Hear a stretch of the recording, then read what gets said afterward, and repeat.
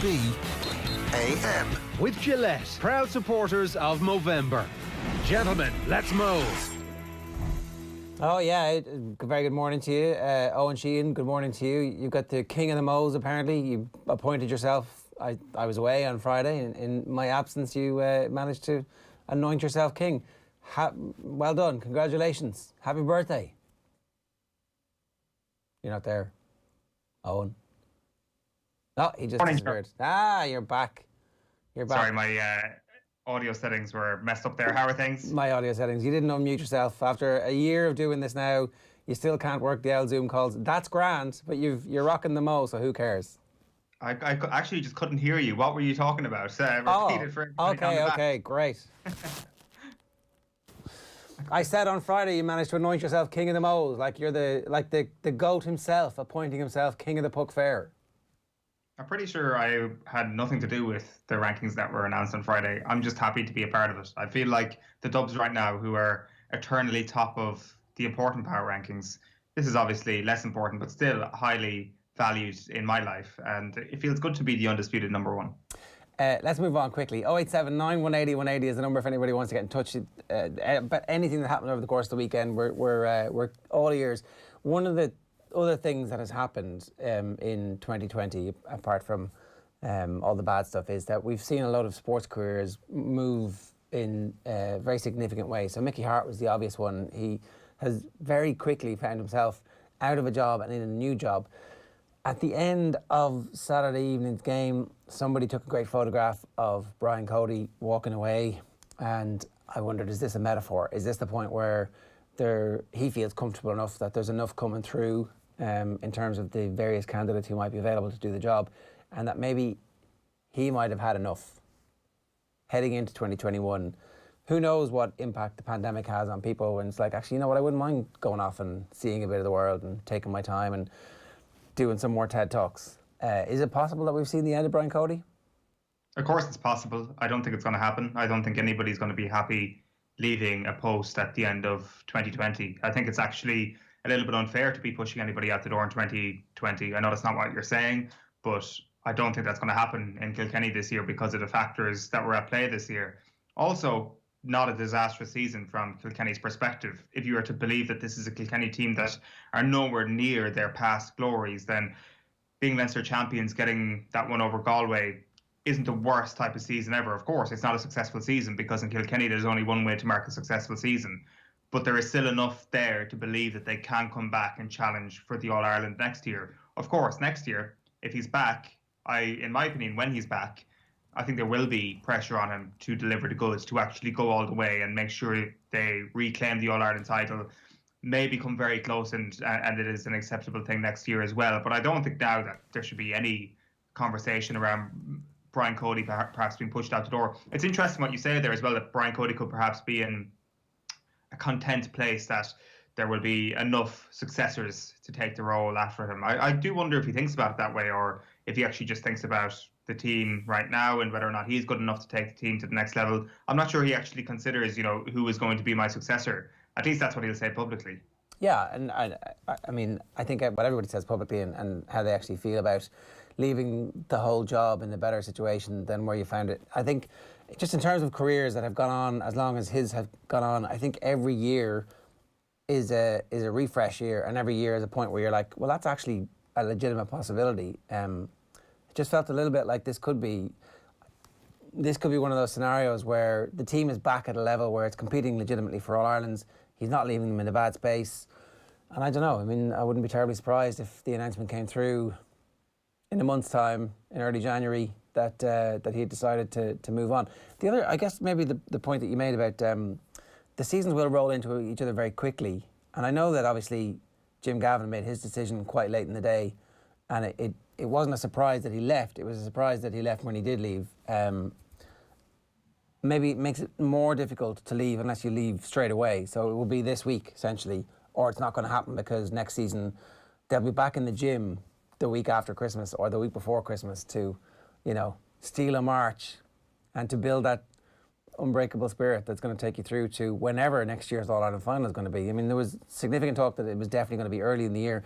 Now that seems to be flipping, given that we think that rollout of vaccines might be on a much bigger scale the third quarter of next year. So maybe the GAA decide that they want full houses for their All-Ireland finals next year and they move the All-Irelands back a bit.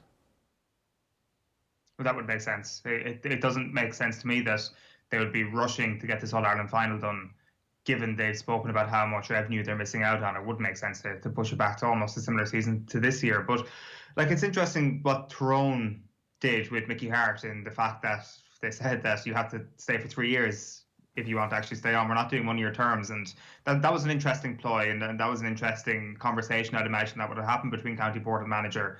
And like, I wonder, would Kilkenny be looking not at the same sort of contract, but at the same sort of avenue where they're thinking to themselves, we need somebody who's here for the long haul now, because there needs to be a little bit of a development. Because what Kilkenny have shown over the last couple of years is that they can come up with a couple of big performances, but probably not enough big performances to win the All-Ireland. You look back to last year, they played that Limerick game as if it was their All-Ireland final and then came up short in the final.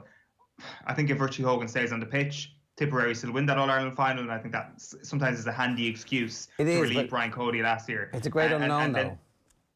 It is a great unknown, but this year then, I think that obviously they had a fantastic win against Galway, down to a little bit of individual brilliance from Richie Hogan, and over-reliance on TJ Reid is something that's come up again this year. There are issues that need to be solved, and they have come up short on a couple of occasions. The problem with Kilkenny, though, is that they've come up short in big games in the business end of the season, but that is their bar. Their bar is so high. For any other county, you would think to yourself, that's okay, that is grand. You know, you're not going to be, your head is not going to be on a chopping block for losing an All-Ireland final, then an All-Ireland semi-final. But we're having this conversation now because it's Kilkenny and because Brian Cody has brought those standards to the table.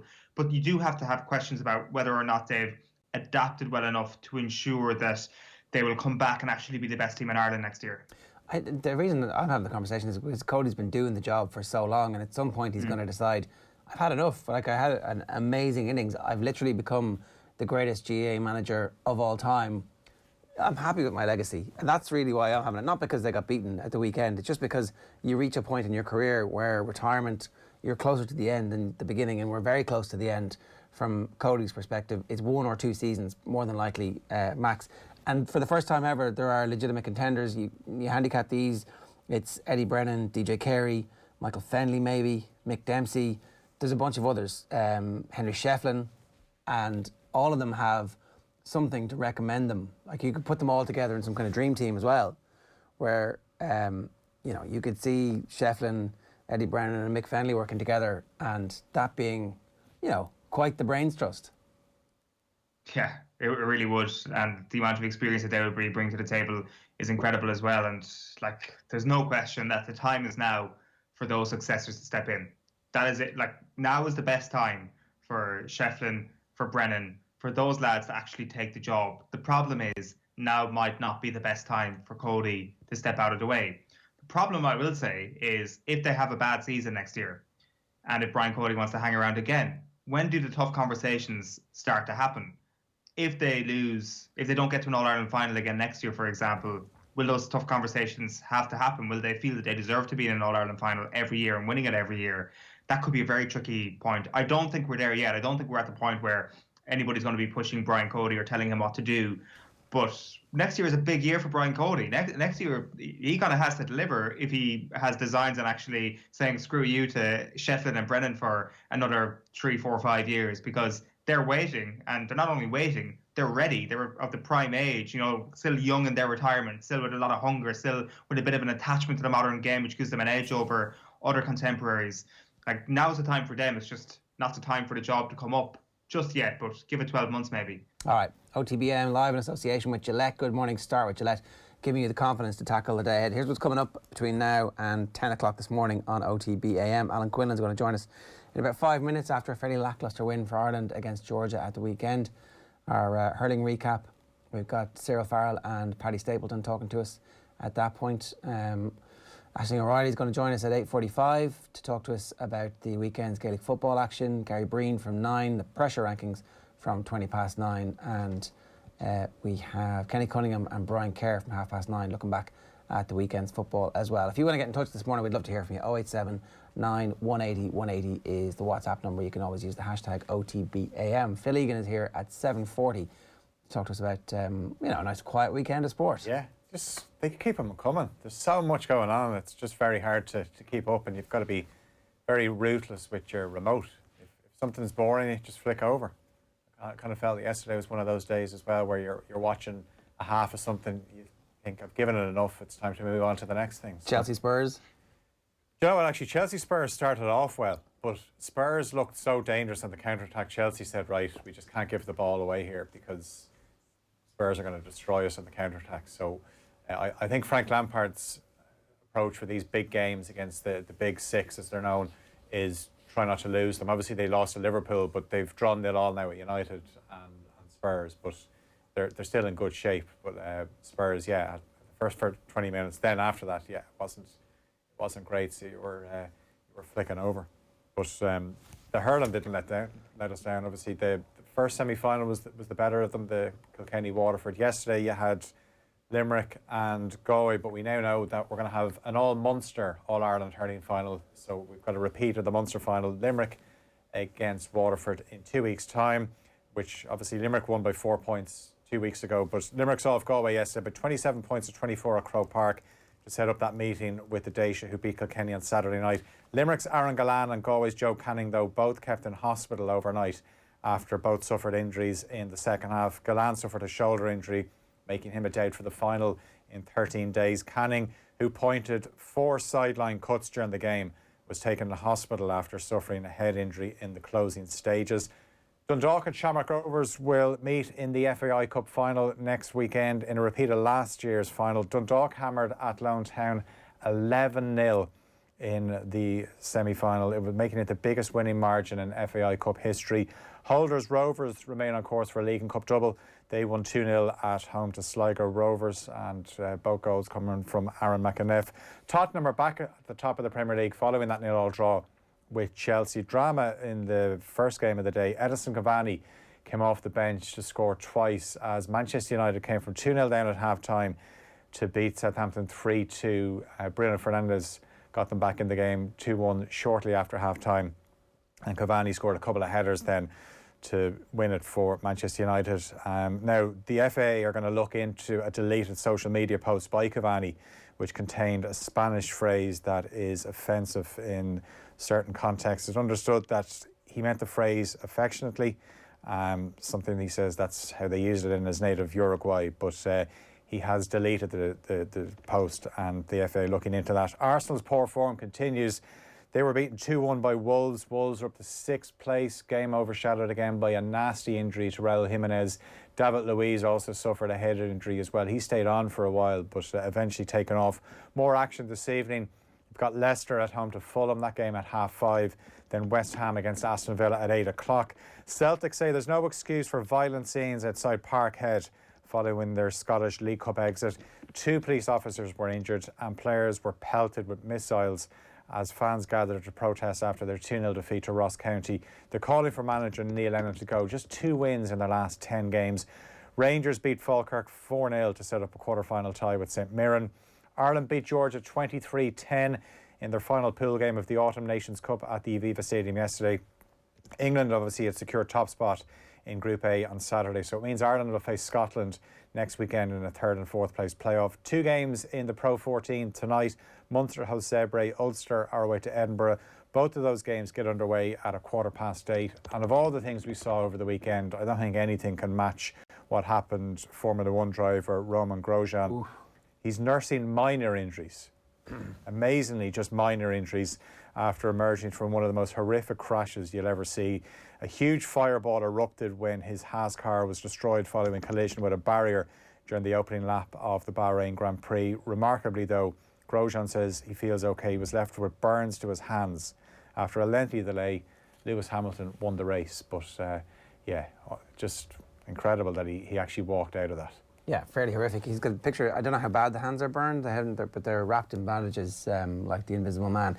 But apparently all the safety stuff that they put in place really kicked into action and worked for them. So I guess they're pretty happy about the fact that you can have these crashes and people are surviving them and having quality of life afterwards as well. Phil, good stuff. Thanks very much for that.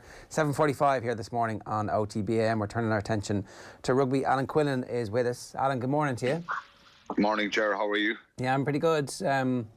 The Georgian try, I don't know if you've seen the footage going viral on the internet of the Georgian commentary of the Georgian try, but they were pretty happy about the fact that third time's a charm and they finally managed to score. Yeah, it was a great try. I suppose it was the Ireland players looked shocked, but the Georgian centre, Shevladze, it was a brilliant bit of work from him, outstanding individual effort, but disappointing, and it gave them a huge boost and a huge lift in confidence as well. And I think as the game went on, they just felt that they were more and more in it, and they frustrated the life out of Ireland. You know, I've been involved in games against Georgia before, and they're always difficult. You probably have to earn the right to kind of go around them, if you like, and be really physical with them. But it was a very, very disappointing performance from Ireland yesterday. Was that always going to happen when we were going to have that team? Or is this actually is it there's no excuse, or is there some excuse? What's your sense coming away from a game like that? My sense coming away from the game is very, very disappointing. I think Ireland were so sloppy, and there's issues there that are just very frustrating to watch. I think Ireland just failed to break them down, and they're a very, very physical side, and they've lots of good individual players, but collectively we should be putting 25, 30 points on them as a minimum. And I don't mean to be disrespectful to them, but we scored 3 points in the second half. I think that's not good enough for a team of Ireland standing where they want to be. There's a lot of good Irish players out in the field. It wasn't a completely second-string team normally this time of year, and when you played a weaker nation in November, you'd have a completely second-string team out, but there was a lot of experienced internationals there. So I think overall they're just very, very sloppy, and they look like a team who their decision-making is poor, their identification of space, and they just revert to type really when there's a bit of pressure on and look to go route one with picking and going around the side of rucks and one-out runners as well. So, look, you can't just throw the ball around, Jared, and expect against any team to just run around them. I think you've got to be physical. The breakdown was a big issue as well. So I think we've regressed so much in that area in the last couple of years. And under Joe Schmidt, Ireland were so good at the breakdown, so efficient, and we look very, very disjointed at the minute. So there's a lot of concern in there.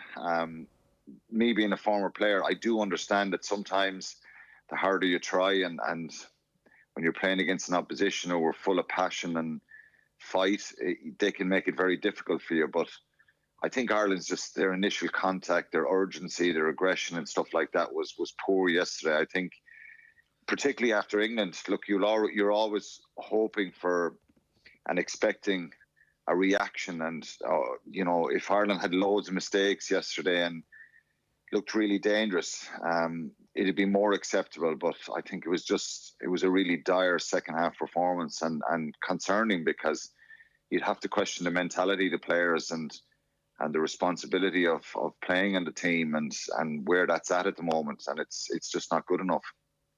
It definitely seems like that, Alan. Because as you alluded to there, the very fact that they got beaten up at times by England the previous week, the fact that they had that defeat in Paris as well at the end of the Six Nations, this should have been a team going out raring to go to write people off, and they didn't seem to have that mentality yesterday, that mentality to go out and prove to people that they were going to go out and kill a minnow, because that's what it might have been in, say, 2018.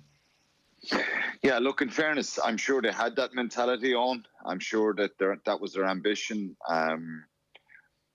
But it just didn't happen. And I think it didn't happen for a various number of reasons. There was a lack of urgency. Georgia made it very difficult for them at the breakdown. And they're a very physical side who won't just wilt. They're very proud to play for Georgia. And look, I suppose looking back at Georgia over the years in World Cups, they do get better as tournaments go along, and they get confidence and they can play. They have a lot of good players, but collectively we should be, as I said, so much better than that. I think Ireland have got to look within themselves now and really figure out what they're doing. I suppose the mitigating factors, and I said this last weekend, it's from an attack point of view, there's a bit of a transition on there from the way they want to play. That's what they keep telling us, but we don't see a lot of that flair and attack and that real kind of fluidity, if you like, of getting the ball wide and getting the ball to the wingers that they can run at their opposition one-on-one and try and get a bit of stretch opposition defences. If you run, it's the same as playing against Italy. If you run around the fringes at them all day, like, they're going to smash you, and they love that physical side of the game. And Georgia loved that yesterday. Saw the reaction when they turned the ball over, and we were just soft going into the breakdown. And it's fine. Andy Farrell now rollicking these players after the game or giving out to them this week and having a real cut off them. But the players have got to take responsibility with this one. Like I say, part of me still, kind of understands that sometimes you get games like that, and Ireland are going through a bit of a rocky patch. I think they played really well against Wales for patches. Last week I wouldn't have been that critical of them. England, as I said, England are capable of doing that to many players, but we just have to see more in attack, a bit of variety, and there's a couple of areas that Ireland just need to really improve on. Their efficiency around the breakdown. Georgia have a strong scrum. Our scrum was poor. Finlay Bealham struggled at loosehead. It's difficult for him coming over from tighthead, and just the attack was blunt, and we're just not finding space or identifying space. And a lot of the passes that the backs are given look lobby. It looks really deep at times, and quite pedestrian. It doesn't look like we're really flowing in fifth gear in attack and putting pace and energy onto the ball. That's a laundry list of issues, Alan. How many of those are actually fixable? Is it that the team doesn't really fully understand yet what it's trying to do, or is it that it understands what it's trying to do and is incapable of executing? It's a bit of both, Ger. I think obviously we're missing some talented players from the team. There's a lot of uncertainty. There's a lot of chopping and changing. Preparation time is a little bit poor. Confidence is low. What they're trying to do is maybe a little bit different. The term heads-up rugby was mentioned before yesterday and after the game as well. And Andy Farrell addressed that himself, saying that, heads-up rugby is fine, but you've got to do the basics well. And, I said that. I did a piece for the Ind on Saturday about the lineouts. Your attack is under massive pressure if your set piece is is struggling. And of course with the breakdown as well, if that's slow. I think they're all fixable for sure. And look, maybe the expectation that we've had for a couple of years around this team needs to be tempered a little bit. And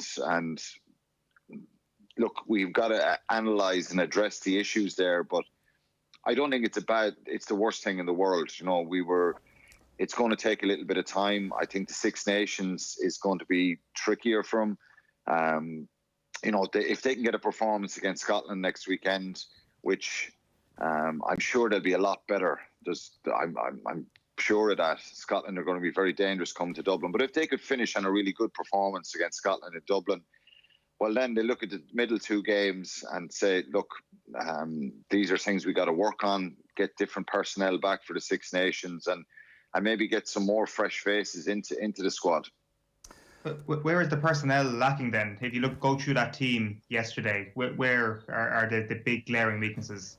Well, I think X Factor is one of them. So someone like Jordan Larmour gives you that spark of open play, from the backfield. I think Will Addison is someone that maybe has had a lot of injuries, but very, very talented player. There's a lot of chopping and changing in the centres. What's our best centre partnership? Gary Ringrose missing his brilliance as well. I think, Ian Henderson coming back into the side is going to get better. Tyke Furlong has got to come back in. Dave Kilcoyne, hooker, Ronan Kelleher has played a couple of games there and still developing. Caelan Doris is not in the team that long. So there's a lot of players have come in. There's been a fair bit of chopping and changing. He's capped a number of players. Shane Daly got his cap at the weekend. But look, I think I'm not really sure where they're at the moment. I think they're not really sure themselves, and that's what they're probably showing us. You know, there's been a fair number of changes in the side, and it's been a strange time to get an international team ready. So we're way off where England are at the moment.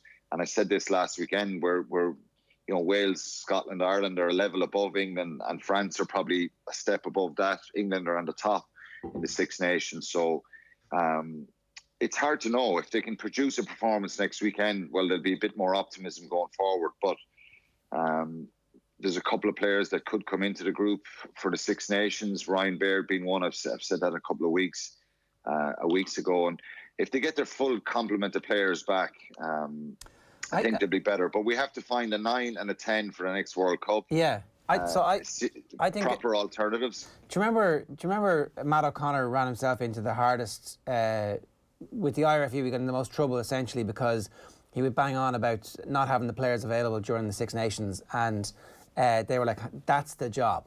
In international rugby, I always feel like you can't complain too much about not having players available to you because rugby is so attritional. At least a quarter of your squad at some point is going to be nursing an injury. So it's how the team perform on a consistent basis that shows us that your coaching and your philosophy is getting through to the side. So sooner rather than later, they're going to have to stop using the excuses of the missing players and say, well, at the breakdown we performed really well, our set piece performed really well, and something didn't come off for us, or we won because of that. Like, that's the bit where I have a lot of sympathy with how he took over the job really quickly, and yet at the same time he's been part of that management team for such a long period of time too. So there's some mitigating factors there from the international, the break and COVID and not being able to get players together. It's not like he's an entirely new voice to them. They should understand quite a bit about what he's trying to do. So he's under a bit of pressure is essentially the short way of saying what I'm saying here. Yeah, they're all under pressure, and he'll know that. Look, Andy Farrell is a very honest fella and has inspired a lot of these players over the years.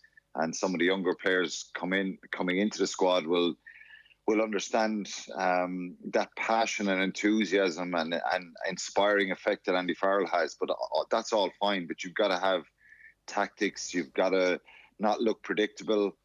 And every team that plays Ireland now thinks they can ruffle them up, get in their faces, and you know, make them look predictable. Neil Doak and David Humphreys have been involved with Georgia, so you know, if you're analysing how do you get out and stop Ireland playing, well, you've got to be very physical with against them and go after the set piece, go after the breakdown.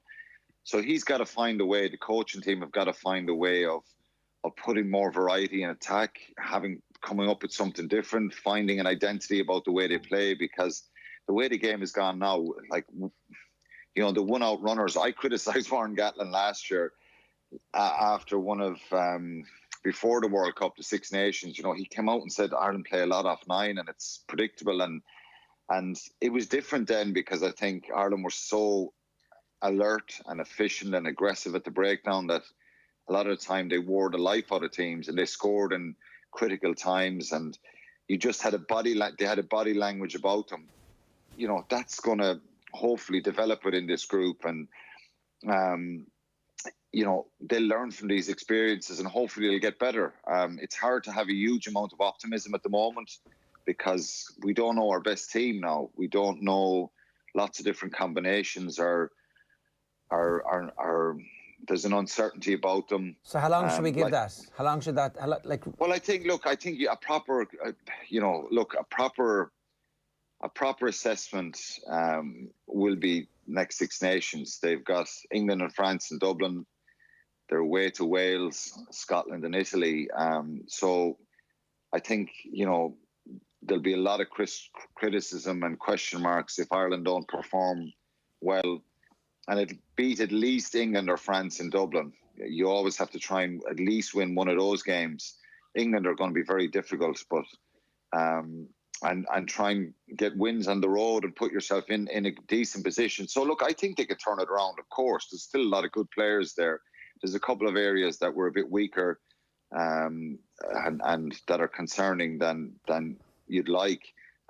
So they probably need a bit of time. But look, at the end of the day, if the attack, if we don't see more in attack and we don't see a bit of consistency in attack and confidence in attack, well, Mike Catt is under pressure, Andy Farrell is under pressure, Simon Easterby's under pressure, and John Fogarty. So they're all under pressure, and that's the way it's going to go. And you know, that's the kind of standard that the Irish rugby team are held in at the moment. If they have poor performances, there's a lot of question marks asked. But look, I think they can turn it around, and hopefully next weekend they can, you know, get a bit more free flowing ball and attack Scotland. And it's a team, Scotland are a team that, you know, they'll try and play more rugby against them, whereas Georgia tried to stop Ireland and really frustrate them yesterday. So they've got to learn from those type of games, Ger, that when teams try to outmuscle them and really frustrate them, and too often we're seeing that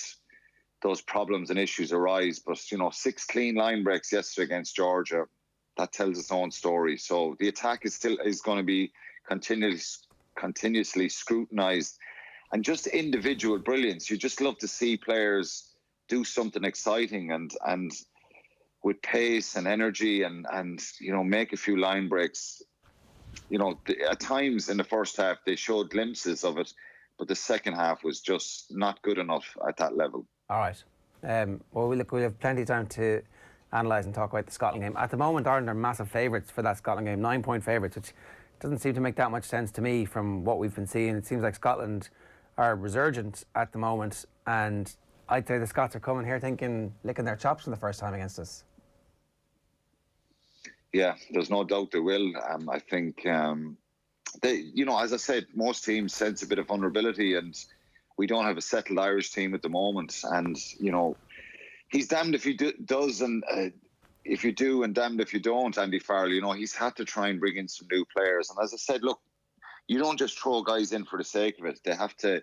There's a certain sense when you see certain players playing for their provinces that they'll, you know, become internationals and not just one-trick ponies or players who just come in for a short period of time. Yeah. Like I say, there's certain positions that there's a concern with the depth chart in, but you know, Scotland will fancy their chances. But it's a chance for Ireland to maybe finish on a high. And if they did finish with a really good performance against Scotland, well, there'll be a bit of forgiveness for the 2 games in the middle. All right, Alan, good stuff. Thanks a million for joining us this morning. Cheers.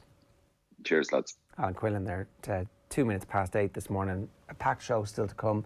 Football with Gary Breen, talking the women's football semi-finals, and we're back with Cyril Farrell and Paddy Stapleton talking hurling next. OTB AM on OTB Sports Radio, Ireland's first and only sports radio station. Off the ball.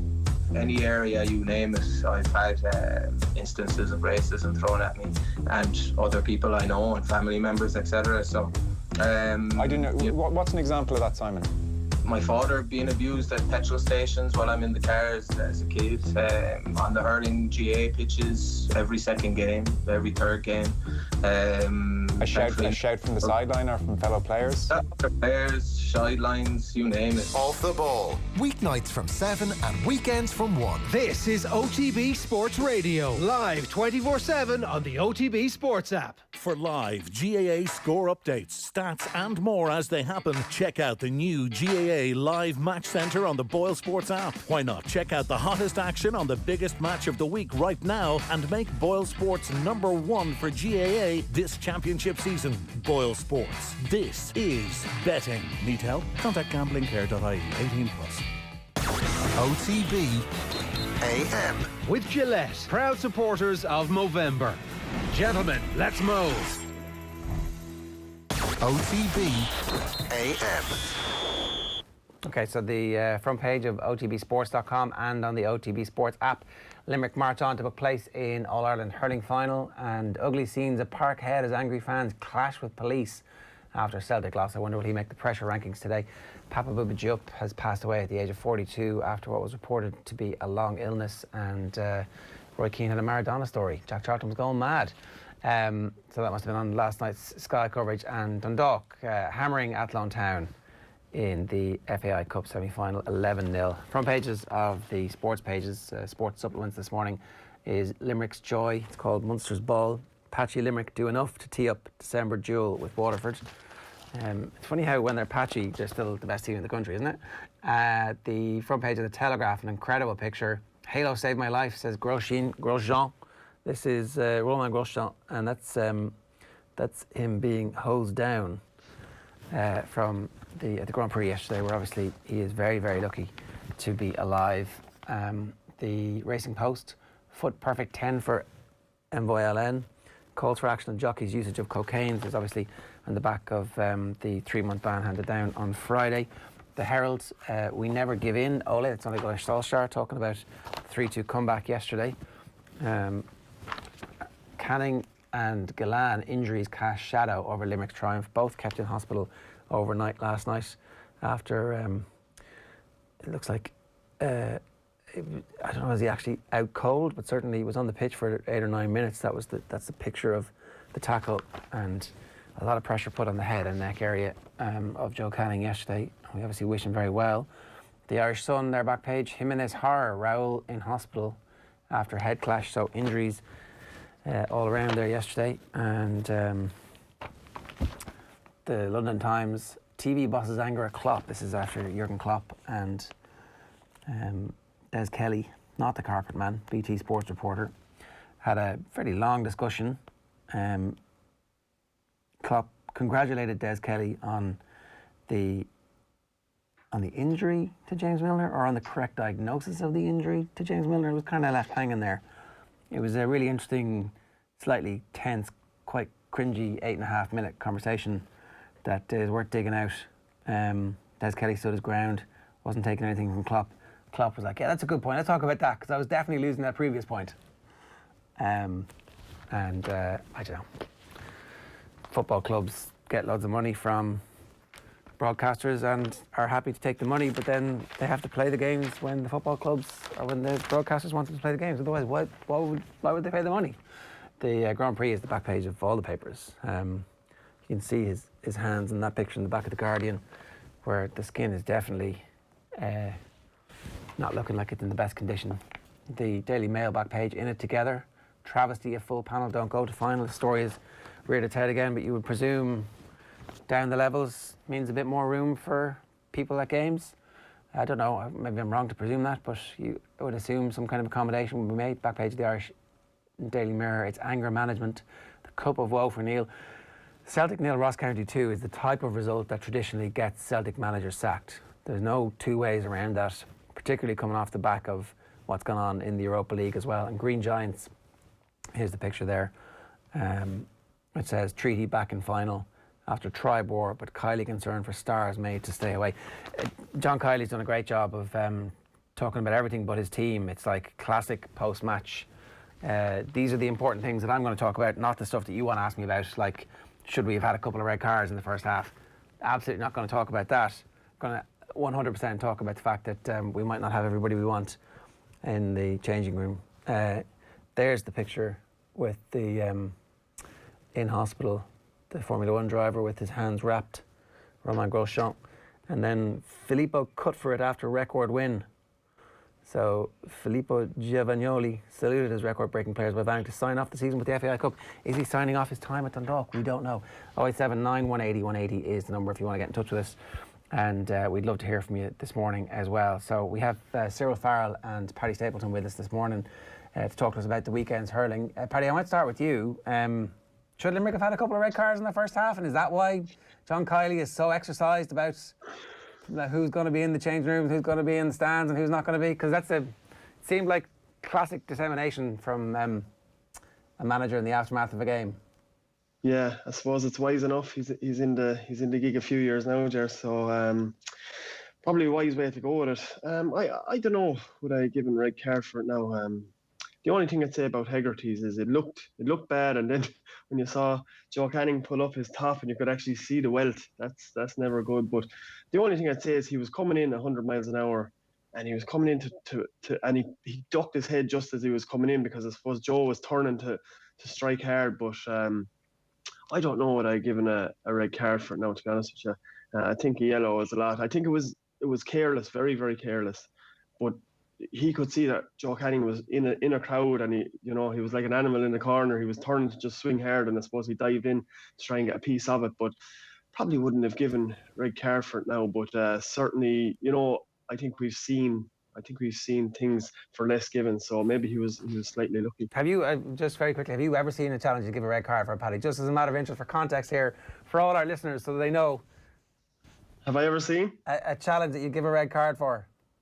I have. I've seen my own challenges, unfortunately. I've gotten red cards for, so I've seen a couple, but I do think that one wasn't okay, the worst, fair enough. But, the wider point, though, I suppose, it looked like Limerick had Galway's number, and then all of a sudden Joe had 8 or 9 frees on the board, and that element of discipline where Limerick are clearly the superior force in matches, but for whatever reason they're just conceding frees, little flicks here, little flick there, a slap/hook that keeps the opposition in the game. Is there a way of fixing that without taking away the Tigers tackling and the pressure game that they bring?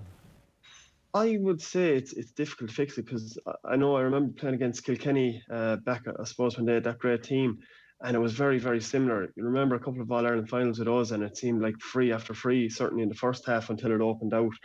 But they have such physicality, and if they try to get too technical, I think they'll be under pressure. Now, I do notice every time they give away a free, it's as if there's a personal insult against them, but they certainly are warranted most of the time. But if I wouldn't hone in too much on that, because I think by the middle of the second half in a lot of matches, teams are punch drunk against them. They're just so physical, and I think, for looking at the puck outs yesterday, which we might in a minute, that's the reason that Galway didn't go long.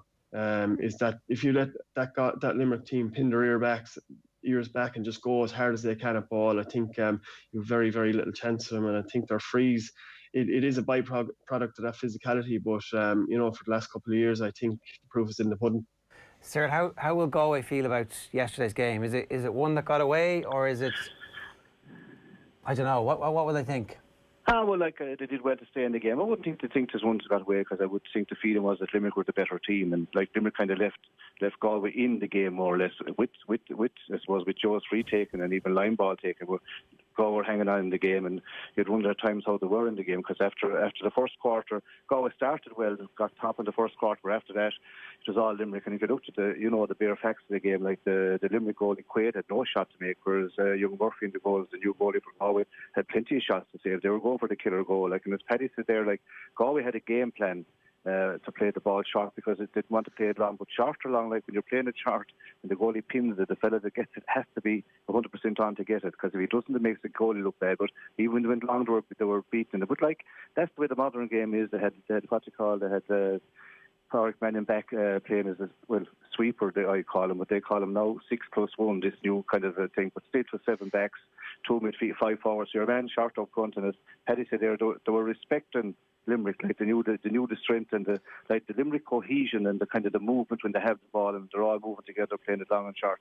They are the form team, and I suppose since the start of the season, they would be the favourites to win the All-Ireland. Now, okay, after the weekend, Waterford looked lovely, but they would have been the kind of favourites and everyone nice to win the All-Ireland, whereas Waterford, to be fair to them, are the surprise package of the championship, really. So from a Galway perspective, they had to come up with some plan. They came up with a plan, and it nearly worked.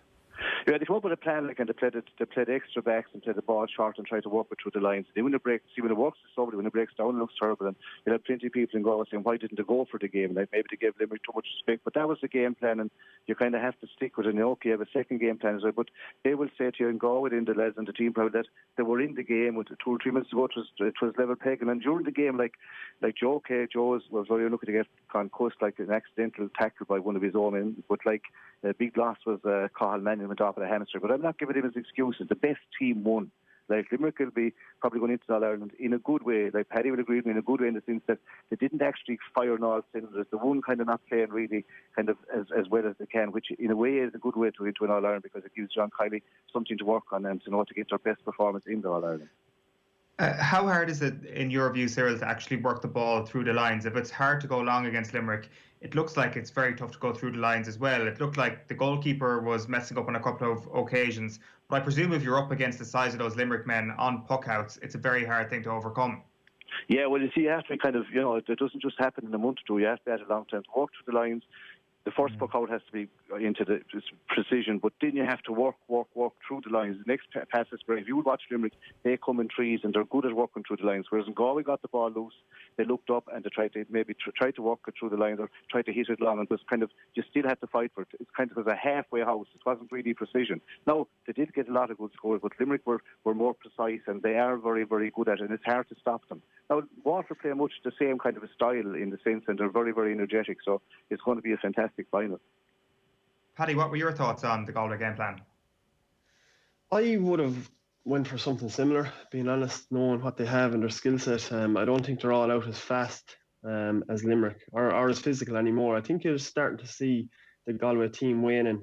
David Burke and Johnny Cohen probably in the middle of the field with pure engine room a few years ago, and now, you know, they're probably struggling to hang on to these young Limerick players. So I would have went something similar. But if you look at it, I think the execution just really wasn't up to scratch. I know Eoin Murphy in the middle of, or in the goals, what he was trying to do, he was trying to fake long puck outs and maybe cut it to the left hand side, but I think the problem there is he was going to Hegarty's side a lot, and Hegarty is 6'5" or 6'6", and who knows what his wingspan is, so you have to be so accurate, and then he was absolutely fizzing them at lads. And if a fizz of a puck out is a little bit wrong, left or right or high, then it's actually gone away from you. Whereas if it's more of a lobbing trajectory, which people mightn't agree with, and you can run onto them, even if it's not 100% right, you can still make something of it. But just thought execution wasn't 100%. But that's very understandable. Young goalkeeper, first season, you know, an empty Croke Park against, you know, one of the best defensive teams there is. I think it's very, very understandable, and I'm sure he learned from it. But I certainly think if you go along against Limerick every time, or certainly the majority of the time, it's kind of like death by 1,000 paper cuts. You know, you don't see it as obvious as when a sharp puck out goes wrong, but they'll end up just working up a momentum and they'll just run it back down your throat. So I don't see too much wrong, just maybe the execution. That makes a lot of sense. And Cyril's point about it actually being the perfect result for the Limerick management team, it is interesting that, like, this is, you know, I'm looking at the headlines, they're scratchy performance. It's like, you know, they've got through to an All-Ireland semi-final. Granted, the game was close at the end, but no one really thought that Galway were going to pull it out. It would have been a big surprise, even when it got back level. So, you know, I would like to be in Limerick's situation where I have this incredible team and I know what's coming for me in the final, and I've already beaten that Waterford team as well. Absolutely. No, I suppose the only thing is it's sometimes difficult to beat the same team twice, and I think Waterford really have improved since that Munster final. They really look like they kicked up a gear in terms of looking for goals and looking for, you know, taking men on and really being aggressive. But as you said, I think John Kiley will be very, very happy. And do you know what? He seems very narky this year. I think that there's a real anger in Limerick that they didn't push on last year and beat Kilkenny in that semi-final. And I think they're really trying to, you know, exact revenge on that. And so it's, in terms, it is working well. The only thing he'd be concerned is I don't think they've hurled with huge fluency, like unbelievable fluency. You're not going to dominate a full match, but really, I don't think they've killed teams like they have over the last couple of years. But they're probably, you know, the only worrying part for Waterford is that performance going to come in the All-Ireland final. Yeah, okay. Well, look, let's have a listen to what Shane O'Neill had to say after his side was knocked out by Limerick in the All-Ireland semi-final. There's loads of stuff in this that we just want to tease out afterwards. So here's the Galway manager, Shane O'Neill. Call was a loss, yeah, but when you look at the substitutes are absolutely fantastic when they come on, you know, every single one of them. The 15 today, the 5, the other 6 who didn't get game time today, and the boys at home. We've just been immensely proud of everything they've done over the last I suppose we're 12 months in it now, but realistically just probably a month or two really, you know, so they've been just unbelievable for us, and you know, they've done Galway so proud. But I suppose the message is early days, a lot more still to come. Yeah, well, we're not looking forward at the moment. We just try and gather ourselves now in the dressing room there. Really, no, and actually Limerick were stronger in their quarters. Directly after the water break, they have a net positive 10 points in each of those quarters, as opposed to their start and the start after half time. So we knew what, like, when you're playing Limerick, you have to target every minute, which actually shows, you know. So we didn't necessarily know to actually go straight at them from the word go, but we tried in all our games. We did against Tip, we tried against Wexford, you know. So it isn't that you can take your foot off the gas at any particular time and just concentrate on the start, and then hopefully then cruise through a game. It just doesn't happen that way with the quality of opposition. We're going to talk about the Waterford game now, but before we do that, Cyril, just on the point about the water breaks, in a post-COVID world, we don't want to see the water breaks continue, do we? I wouldn't think so, no, because they're definitely disrupting the game. The boys don't need them anyway. Like, I know it's to do with health issues, but like we don't need them hopefully after COVID, because like it's disrupting the flow of the game.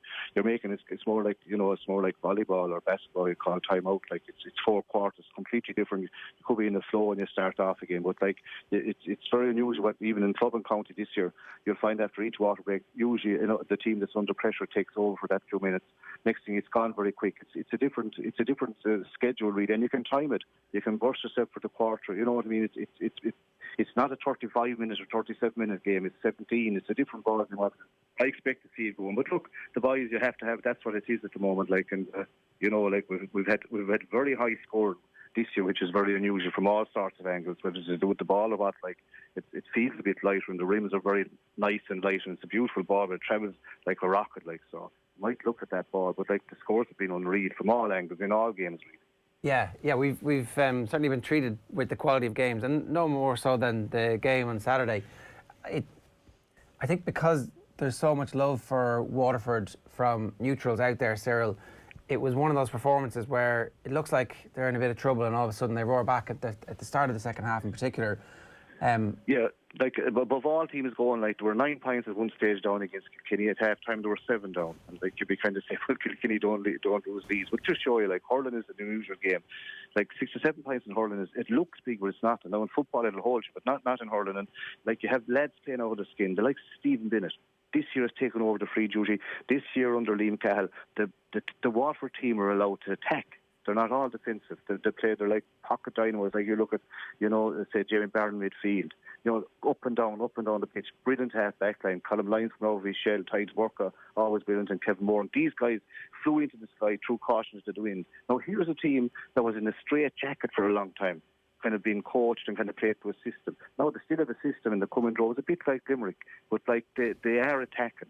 But the big thing is that the likes of Stephen Bennett, Austin Gleeson, these guys are stepping up front. And Brian, a guy there, they were 1-5, I think, to 3 points down with Brian Noel Montgomery. Had a fantastic game. And Jack Fagan, like who I saw playing college, like, he's from Leeds, he's fitting in. But they're having a cut at it. And the boys in the full back line, they had a hard job last day. There was only 2 in there a lot of time. We had Prunty and Nulty on both, say, TJ Reid and Richie Hogan, 2 all-stars, 2 hurlers of the years. And as it settled down, they got on top. But it was their enthusiasm and their kind of throwing caution to the wind, I thought, that won it. And their athleticism. A bit like, you look at the wing-backs, say, Lyons, going up the field, like, attack and running. The same as Kyle Hayes. You saw Kyle Hayes, say, for Limerick yesterday. He left the Galway lads for dead. And Paddy referred to it there. Like, Galway are moving on. The pace has gone out of the lads. They're fit, but, like, the read, the zip has gone out of some fellas. And that comes with age. But the likes of, when you see the likes of Kyle Hayes run into the pitch and go down for an overlap, and the same with Colin Lyons, they're the kind of the new kids on the block, and that's what they're bringing to their teams, this kind of enthusiasm and freshness. Now, Waterford are playing on all rollers, kind of cylinders all over, whereas Limerick haven't yet. That's why I'd be afraid of Limerick, in the sense that they really haven't, while they've won all the matches yet this year, they haven't fully picked. Waterford maximising their potential basically at the moment. Just on something you said there, Cyril, why is this system less of a straitjacket than the Derek McGrath system, or why is it more effective, and why do you think it gives them a better chance this year than, say, in 2017? Well, like, Derek McGrath got them there when he set up that system. Though they're still doing a lot, but you have Tyler Walker back in the pocket playing the deep game as a sweeper, but they're good. They've developed it, but I think they've got maturity, and like they're allowed to attack. Like, like Stephen Bennett seems to have got a new lease. They're all kind of they're scoring, which a forward loves to do. Hutchinson has come on, and they're all kind of scoring. Like, in the old system, they were all, now they're still cutting back and helping, but they weren't setting up the scores. It's very hard in hurling to contain. Like, Galway tried it yesterday to contain Limerick and did it kind of well, and you'll stay in the game. But to win it, you still have to attack. You still have to get the scores on the scoreboard, and it's hard to do that when you're containing the whole time. And you have to be very athletic, very, very fit to it. Now, Waterford are, and so are Limerick. So you probably have the 2 most athletic teams in the country in the final, and you have this year you have the 2 best teams. And I said, like, Limerick would have been favourites all along, whereas Waterford have been the dark horses. Like, and again, most neutrals would love Waterford to win because they haven't got that many All-Irelands, whereas Limerick have got one not good lately anyway, you know what I mean? But Limerick, as you say, they're hungry from last year, and they really feel that they're kind of left one behind them last year, and they're out to prove it this year. Paddy, you talked on Friday about the positioning of TJ Reid and how well did Kilkenny do versus what you thought they were going to do? I think TJ Reid was masterful again, wasn't he? Really, what we were saying is he'd be in a mix of positions. That's what I felt, and I really felt he was in the first half. I don't think anyone really said to themselves, "Well, I'm going to step on him and I'm going to mark him." I think they tightened it up relatively speaking in the second half, but I think that's because he had so much latitude in the first half. He was playing in the wing, he was playing in the centre, he was playing in the corners. I think it's gone to a stage where Kilkenny know they need him in the match. More than, we'll say, in Henry Shefflin's day, they had 6 forwards and it didn't matter who was in the match because somebody would produce. But now they rely so heavily on TJ that they let him roam and move and trust. And I think it's a good tactic because you can trust him to get into positions every day and read the play. His reading is unbelievable. For his goal, he was the only one and he was moving to the ball. I see a lot of forwards, they come and they stand under the break of a ball and they're hoping that it just pops out to him. But he seems to be able to just jog. He wasn't even sprinting hard, jogged into that break of the ball and went through. But every time they needed somebody to stand up and catch a ball, he caught it, whether he was moving to the wings, whether he was coming in behind their half-back to catch it. I thought it was just an unbelievable performance. And, you know, every year it's actually getting harder for him. He's getting that little bit older and the team is probably, you couldn't say they're improving that much more. And what he's doing, I think, is just probably one of the best few years of any career you'd see. Yeah, I still think his well, it's not getting any easier for him. That I think there's probably 2 or 3, maybe even 4 seasons left of him at this level because he's such a specimen. He looks after himself so well. It's his job as well. You can see that if he doesn't get any injuries, if there's no back injuries or if there's no hamstring injuries, that you know, we've seen what Richie Hogan's back has how that's curtailed him to the number of starts that he's had over the last number of years. But we were talking before the show started about this. Potentially, at some point soon, it's going to be the end of Brian Cody. Do you see that potentially happening now, or will he come back for one more? Oh, I'd say he'd come back for one more. This has been a short season. Knowing him, like, he'll go home, he'll congratulate the other team, and he'll say, you know, when you lose, that's what you have to do. Take it on the chin and drive on. It's still only a game. And you see, it's a short season this year, and it starts again very early. So I would think he'll go back and, you know, kind of, you know, refuel the batteries. And you see, like, Richard... what you call DJ Carey isn't in there that long with him. Our leader is Martin Comfort. They're new on the block. They're still only starting. So, like, you know, McGarry is there for a while. I would think they'll drive on. They weren't that far. Like, it was still touch and go. They could have been down. They were lucky not to have been down to a point at one stage. Like, you know, and they're very, very hard to beat. And, you know, TJ still scored. I don't know. What did he score? Did he score 110 or 111 from play? Like, but he's still, like, he's a brilliant player. As Paddy said there, he hasn't got the stuff around him that he had before. But look, they're always very, very hard to beat. Like, you know, no matter how you go about it, they're very, very hard to beat. Harder the force that they were before, but they couldn't be like. And I would think he'd give it one more year anyway. Yeah, Paddy, you feel the same? Yeah, I think so. I still think he's phenomenal. I do think they're struggling to switch a little bit over to a more modern style. You know, as we said before, you can't keep harping back to the old teams, but they had several players in their forward line, possibly like Limerick's half forward line now, where you could hit the ball anyway to them, and actually the worse the better because they committed defenders, whereas now they're finding it that much harder to win ball up front, so he is finding it difficult. I was thinking maybe the other day, Eddie Brennan isn't in another job at the minute. Would it be a great kind of double team to have? We've seen how Eddie Brennan has worked with Laois and the modern take on hurling that he has, and with Brian Cody's toughness, and maybe at some stage there'd be a nice handover there, but things rarely work out as smoothly as that, and I think Brian is probably his own man, but I certainly see him hanging on for another couple of years. And I actually think he's done a great job in the last few years with what is actually there. And no disrespect to the players that are there, but I think there are a number of teams with more quality at the minute. But the only thing I'd say is, watching the match the other day, TJ's still, you know, top form, but you know, you'd look at Killian Buckley probably not moving as well as he had before with a few injuries. Walsh wasn't dominating as much as he would have other days. They have a rookie full back line. They're still in that period of transition. And even Colin Fennelly coming on as sub, like, does that dent his confidence in the next couple of years, or will he kind of get to the stage where he says he has enough? But when that happens, you're starting to leave massive holes in the team. Yeah, no, that's fair enough. Sorry, George. Just to clarify, so you think Eddie is definitely the number one successor here? He's ahead of DJ and Sheahan in the pecking order, Paddy? I don't think he's ahead of Henry at all. I think if you could get a Henry Sheahan, I'm sure he's the next man that'll step in. But, you know, he has you know, he's doing very well in life. I think in terms of the Sunday game, what he's doing, does he want that aggravation in his life? I certainly think he's ahead of DJ Carey. That's not that DJ Carey was such a masterful player, but you know, he has been around the college scene, but I don't see him as modern a manager of what I've heard as what Eddie Brennan is. And I think he's shown a lot of the traits that other young managers have shown, the Shane O'Neills, you know, that type of manager in the last few years. So I think it would be Eddie Brennan. For me, looking at it right now, I think it's changed as the year goes on, but looking at the situation, I think Eddie Brennan would probably be a good next pivot. All right. Cyril, I want to ask you about Liam Cahill, because that is a phenomenal managerial performance to get that team who basically hadn't won a championship match in Munster since 3 seasons, effectively, to be in an All-Ireland final now. It's testimony to his drive and his ambition and his ability to bring that team with him, but also, you know, it's the tough love maybe that group needed at this stage.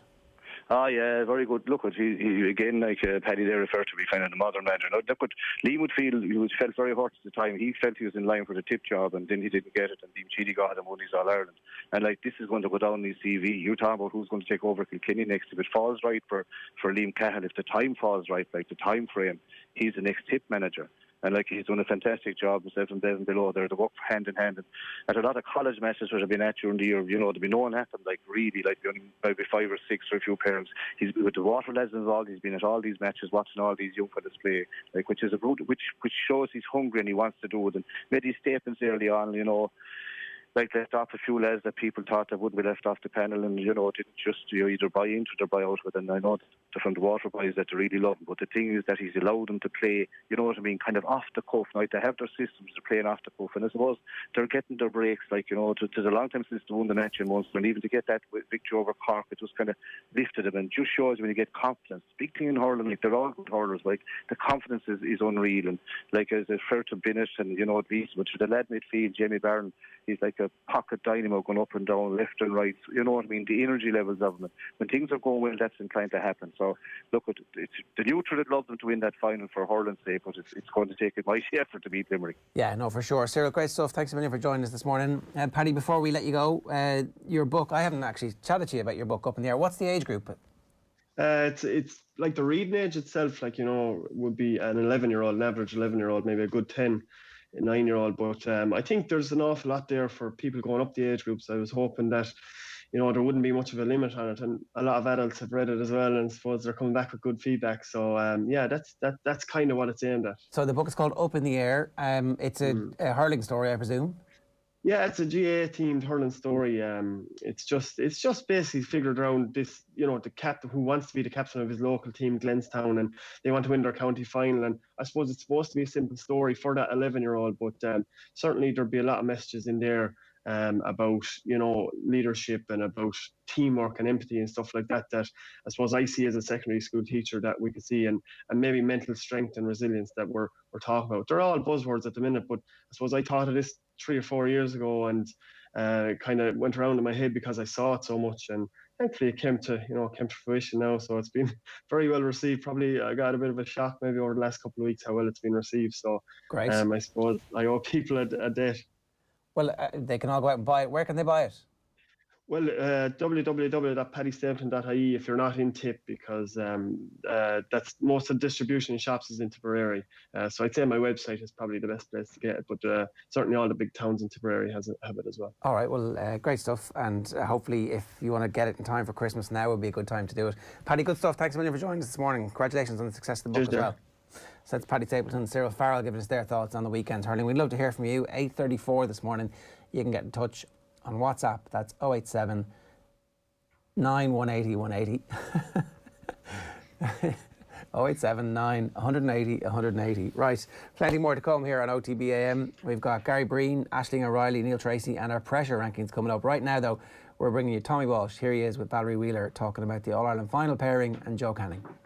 Let's talk about Joe Canning for a second. I know he was a loss to the injury, but those sideline cuts today, Tommy, I mean, you don't see them too often, but you don't see 4 of them. No, and I have a bucket at home with 17 hurling balls in it, and I go down maybe 2 or 3 times a week hitting the ball over the bar. Usually I score 1 out of 17.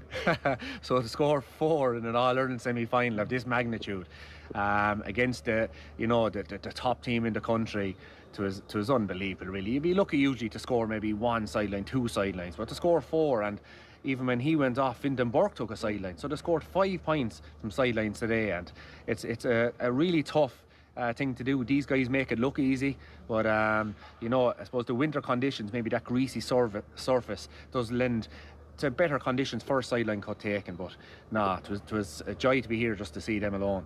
A real unique pairing. In a year we didn't think we'd have Jay, or we didn't think we'd have anything, and here we have an All-Ireland final. Limerick and Waterford, they've never ever played each other in an All-Ireland final. Yeah, that's great. And you know, I suppose you only have to look at history. Limerick have only won one since 1973. Waterford, I think they haven't won it since 1959. So whoever wins this All-Ireland final, I think, you know, it'll spark huge, you know, hopefully not celebrations, but maybe, you know, enjoyment in each of the counties. So I think for the neutral, it's going to be a fascinating final. I think the Limerick team and Panlin, the way they conduct themselves, they're very modest, very humble. John Kiley, Paul Kinnerk, extremely good guys as well. So I think no matter who wins the final, the neutral will be happy. Of course the neutral will be happy. I think anyone will be happy to see an All-Ireland final now. You know, we were chatting to John Kiley below, and we were asking him about players not being left come for the All-Ireland final, and you know, those players are training every maybe a couple of days with each other, and to be not left up here on big days like this is very tough to take. Imagine if it was you as a player, Tommy. Yeah, and you know, maybe they could wink and a nudge to a few lads around Crow Park maybe, and you know, put them up around. I'm sure he would. A yellow bib. And a yellow bib, yeah. You know, we're looking around Valerie Crow Park here.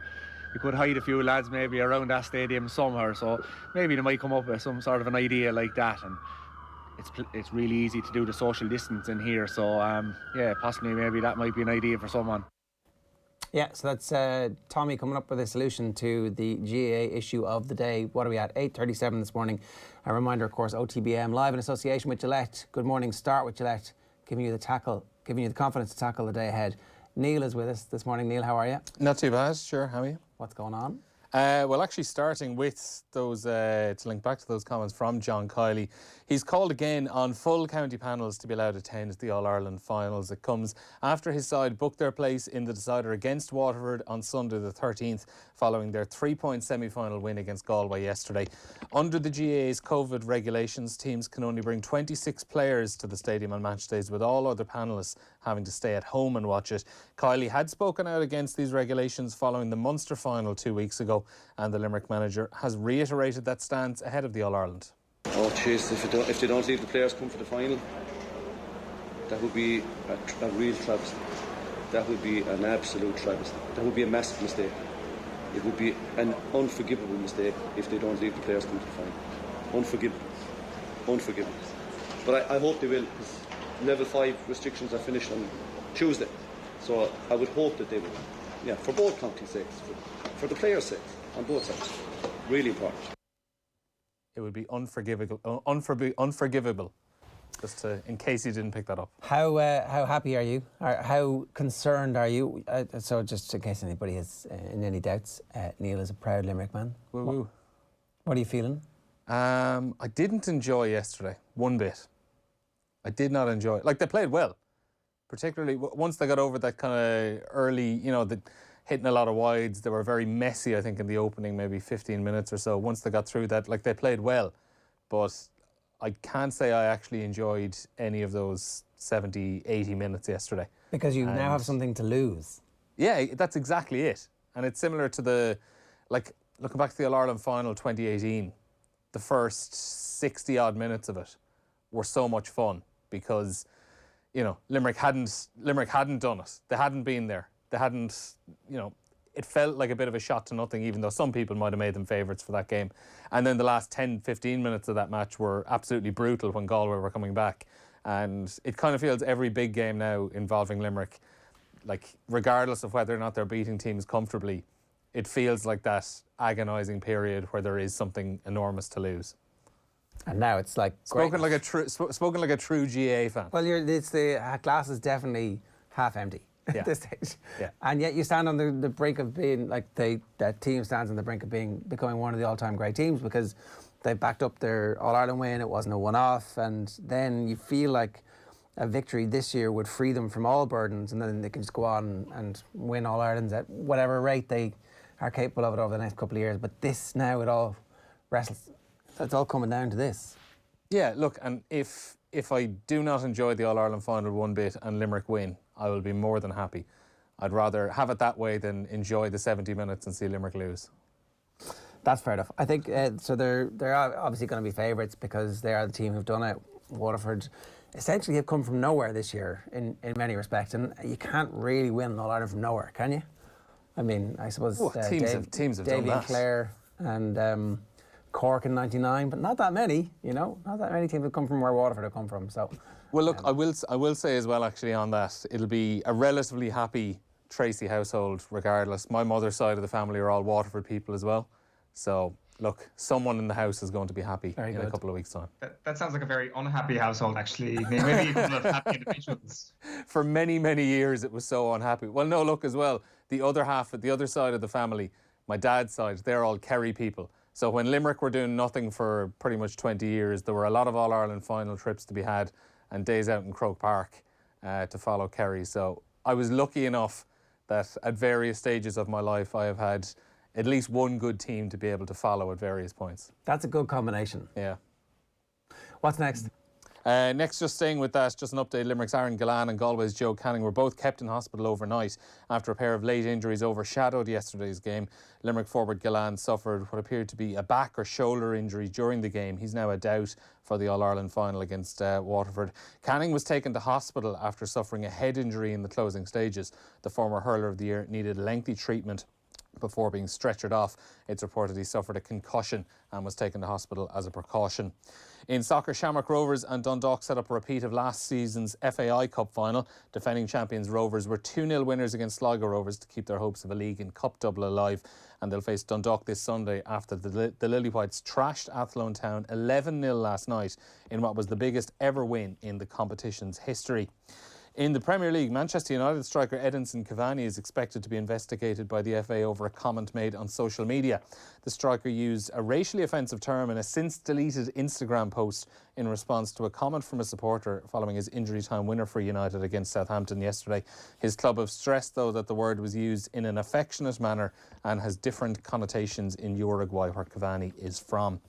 Meanwhile, there are two games this evening in the Premier League. Leicester City can move level on points with Spurs and Liverpool at the top. If they get the better of Fulham, that game kicks off at 5:30, and then at 8, West Ham can climb into the top half of the table. Are we saying Manchester United now accept that Luis Suarez was innocent? Is that what we're saying? Are they now, they're using the Luis Suarez defence? That was the first thing that popped into my mind, because it was the exact same word.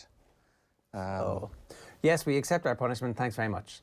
Are the Justice for Luis Suarez t-shirts going to come out, be resurfaced this week? Just like paint over the Suarez and like get a cheap sticker or hand stitch on the Edinson Cavani picture. In the balance, in the name of consistency, you'd have to expect there's going to be some punishment. We've had a word with Edinson. We've explained the situation and the history, and we've said we're taking that 3-game ban. Thanks very much, because we're classy. That's what I would expect the situation to be here. Yeah, they really should just come out and say, look, he didn't mean it. He accepts he shouldn't have done it. He's sorry. He's learned his lesson. We'll take it on the chin. Yeah. That should be the way to go about it. On to rugby, though. Ireland head coach Andy Farrell has a number of injury worries to contend with after yesterday's disappointing performance against Georgia. Out half, Billy Burns played through a groin injury. His Ulster teammate Rob Herring hurt his ribs. Munster pair Conor Murray and Keith Earls picked up leg and back injuries, respectively, while Will Connors had a HIA during the game. But in better news, it's expected Johnny Sexton will be available to face Scotland this Saturday. Head coach Andy Farrell was very critical of his side's second half performance yesterday. Come out in the second half, and I just thought we didn't have any courage of our own conviction, I thought that Georgia thoroughly deserved to earn the right to slow our game down by being total menaces at the breakdown, and all credit to them for that, but that's not good enough from us. Well, the bigger picture stuff, again, if you have the courage of your own convictions, and you'll follow through with whatever it may be. If you're trying to get the ball to the wide channels, then let's do it properly. Let's make sure that there's proper intent in our play to get it there. Having courage in your conviction seems to be the the prevailing team over the last few weeks. I think that's good. Hearing that, it's like I've diagnosed that the issue is that they don't know what they're trying to do, and we're going to fix that. Like, and I mean, because we were talking with Alan Quinlan earlier on about how much time do you give them, and I don't know is the answer. He has to be given time to be the head coach. At the same time, we would have expected some continuity, given that he was already a member of the setup, and the disruption has been more difficult, I suspect, for new coaches, because you want to bring in a bunch of new players, and that wasn't really an opportunity. So look, I don't see them having a massive turnaround in next year's Six Nations, because the playing stock is not going to suddenly radically alter. You know, you might add Hugo Keenan, you might add Ryan Baird, but other than that, like, maybe Billy Burns is our starting out half for the Six Nations. Well, on it as well, like, you probably are going to add in a couple of, like, you'd hope Tyke Furlong, Jordan Larmour, you know, Gary Ringrose, a couple of players like that coming back in as well. Yeah, but will obviously bulk it out. But I know what you're saying. Obviously, there aren't going to be a significant number of new faces in there. No, and it swings and roundabouts. You'll definitely lose 3 or 4 other players who are playing at the moment because of injuries. One last point. So Scotland's performances in this window have been much better than ours. Unlucky to be beaten by France in some ways at home. Ireland are massive favourites for that game next weekend. Neil, this makes no sense to me. It's a 50-50 game. There's probably, I don't know. I think you probably factor in a bit of history, Ireland-Scotland games as well. We tend to kill them. We do. Well, no, we didn't kill them in the opening round of the Six Nations, but that was, you know, that was a poor Scottish display on the day. And even go back to the World Cup as well. Like, Scotland have it in them to be just as bad as Ireland can be on a game, you know, as Ireland were against Georgia and stuff like that. Okay. And I think for the game I think it's a tough one to call, just because there isn't a huge amount on the line as such. Okay. Last story from you? Yeah, Munster and Ulster will hope to maintain their 100% starts to the season in the Pro 14. Conference B leaders Munster host Zebra at Thomond Park tonight. Ulster away to Edinburgh, and both of those games start at 8:15. All right, good stuff. Thanks very much for that. So 8:47 here this morning. A couple of quick comments.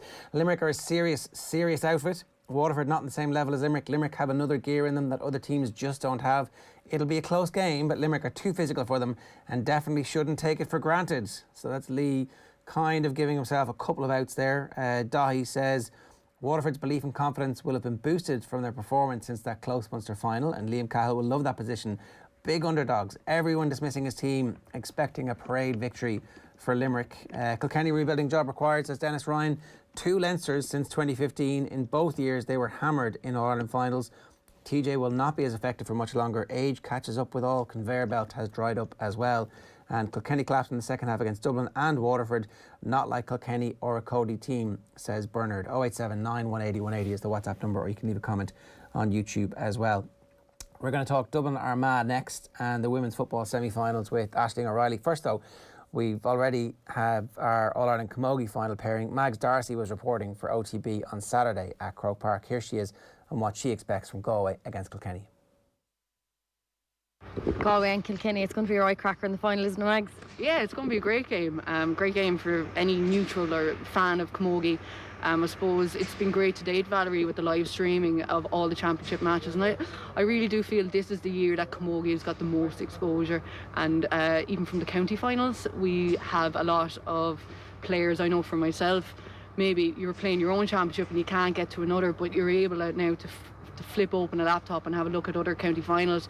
But for the Camogie Championship and the inter-county scene, it's been great to nearly attend all these matches of sort, and I think there's people from China, Australia, Canada, New York, and where have you. I think there's some viewers there from North Korea there at one stage tuning in. So look, it's magnificent to see the exposure of Camogie at this level, and that's obviously all being supported by Liberty Insurance. Right, so here we are at 8:50 this morning. Aisling O'Reilly is with us to talk to us about the women's semi-finals at the weekend. The Dubs, who are obviously almost as good at hoovering up All Ireland in the women's game as they are in the men's game. It was a closer game against Armagh than people might have thought. A 3-13 to 3-8 victory in the end. Just how good were the Dubs here, Ash? Yeah, Ger, they really were. They're impressive. It was a game that I suppose over the last 2 weeks that I'd really been looking forward to. It was Armagh's first time in the semi-final, the All-Ireland semi-final since 2015. So it was different, it was exciting, and Armagh are a young team that were really up and coming. So it was nice to see them in there. And yeah, the Dubs just do what the Dubs do, and they got off to a flying start with Nicole Owens. I think she got the first goal. She's straight back after injury. She hadn't played all this year, so it was the first time seeing her. So she really showed her worth within the first 3 minutes and just palmed the ball into the back of the net. We then seen, I think it was 8 minutes in, it was 2-2 to a point to Dublin. And I just remember thinking to myself, oh, here we go. I really thought this was going to be closer. But then the Dubs lost Sinead Ahern with what looked like a hamstring injury, not too certain yet, but it looked like that. And she was a huge blow. And I think it might have cast a small bit of doubt on the Dubs. And we seen then Amy Mackin, she won a penalty and she just put it low and hard into the bottom right-hand corner. And it just said, you know, Armagh are here, we're in this. And she brings the belief as she does every time with Armagh. And they went on to get a further goal and a few points from her sister in Blaughy Mackin. And it was 2-6 apiece going into half-time. So we really had a game on our hands. And then into the second half, Carla Rowe, she's just immense for Dublin. She finished the game with 2-4. Her pace, her accuracy, she really just grabbed the game. And yeah, she just took off. And I think in the end, you know, Amy Mackin got another goal. Actually, if you haven't seen this goal for Armagh, you must check it out. It'd be up for goal of the year in any code, in any level. She took on 2 defenders. It was late in the game. They were 6 points down. I think anyone else might have decided to turn and try to recycle the ball back out or something like that. But she decided to take the 2 defenders on, and she sold a dummy hop. One defender went one way, and then she just got by the next and put it into the top left-hand corner. So really check that goal out if you can. And they just pulled away in the end, Dubs. It was 5 points, and I suppose the difference was maybe the Dublin bench. You know, you see the likes of Niamh McAvoy coming in at half-time. She's a massive player to not be starting, and you see her coming on. She really just lifts them on. And as you said, a bit like the men's team, they know how to win, and they know how to kick on and kick into another gear whenever they like. Go on, sorry. Oh. Sorry, I just got like the Mackin goal is outrageous for anybody who hasn't seen it. Yeah. Like the Dublin defender, I wonder are her ankles okay, because that was an absolute ankle breaker, and the finish is outrageous in that as well. Like this Armagh team have been amazing to watch all year, Aisling, and like when we saw them in the Ulster Championship in that game against Tyrone, it was live on TG Carr on the Friday night. People were like, hold on a minute, this is a team to be reckoned with. Do you think that they're in the conversation for the second best team in the country at the moment? I know we probably will have to wait a few weeks to actually get an answer to that. Yeah, like I thought they were going to put it up to the Dubs, and they did. Like, I haven't followed them now for quite a few years, and they're so exciting to watch. They have a lot of young players, and I do think, well, look, it remains to be seen how we get on now in the All-Ireland final, but they're going to be contesting All-Irelands for the next few years to come. With the likes of Amy Mackin, she's just, you'd love to have her on your team. You know, when you're down, she just takes the ball and she just does serious damage. There's never any fear. She's just so comfortable on the ball. And yeah, I really am so impressed with them over the last number of years. They're definitely a team to watch out for. It's funny how an individual superstar like that can really galvanise a team, because you wouldn't have heard Armagh be mentioned as one of those teams who over the last couple of years were going to put it up to the Dubs, and yet here all of a sudden there's enough talent in the ranks. Like in all these sports, we want somebody to put it up to Dublin, given that once Dublin get organised, and the women's side of the game is clearly very well organised, they're going to be very hard given the natural advantages they have and also the funding advantages that they have. So we need teams to put it up to them. We do, and to see it on TG Carr on Saturday night, I'd be on and off Twitter during the game, and you know, there was so many people that mightn't always tune into ladies' games, and they were saying, my God, the standard here is just brilliant, and that's what we want. You know, that's the difference, and we do need players like Amy Mackin. She reminds me sort of like Kieran MacDonald from Mayo. You know, she can pinpoint a pass, and she scored an outrageous score last week against Mayo, actually on the outside of her boot. And you know, you need players like this to stand up and to show the skill level that she really has, and that many ladies players have. So yeah, hopefully it continues. And she's only 23 as well, so plenty of time for that Armagh team to build over the next couple of seasons. Next weekend's other semi-final is Cork against Galway. What do you expect to happen in that one?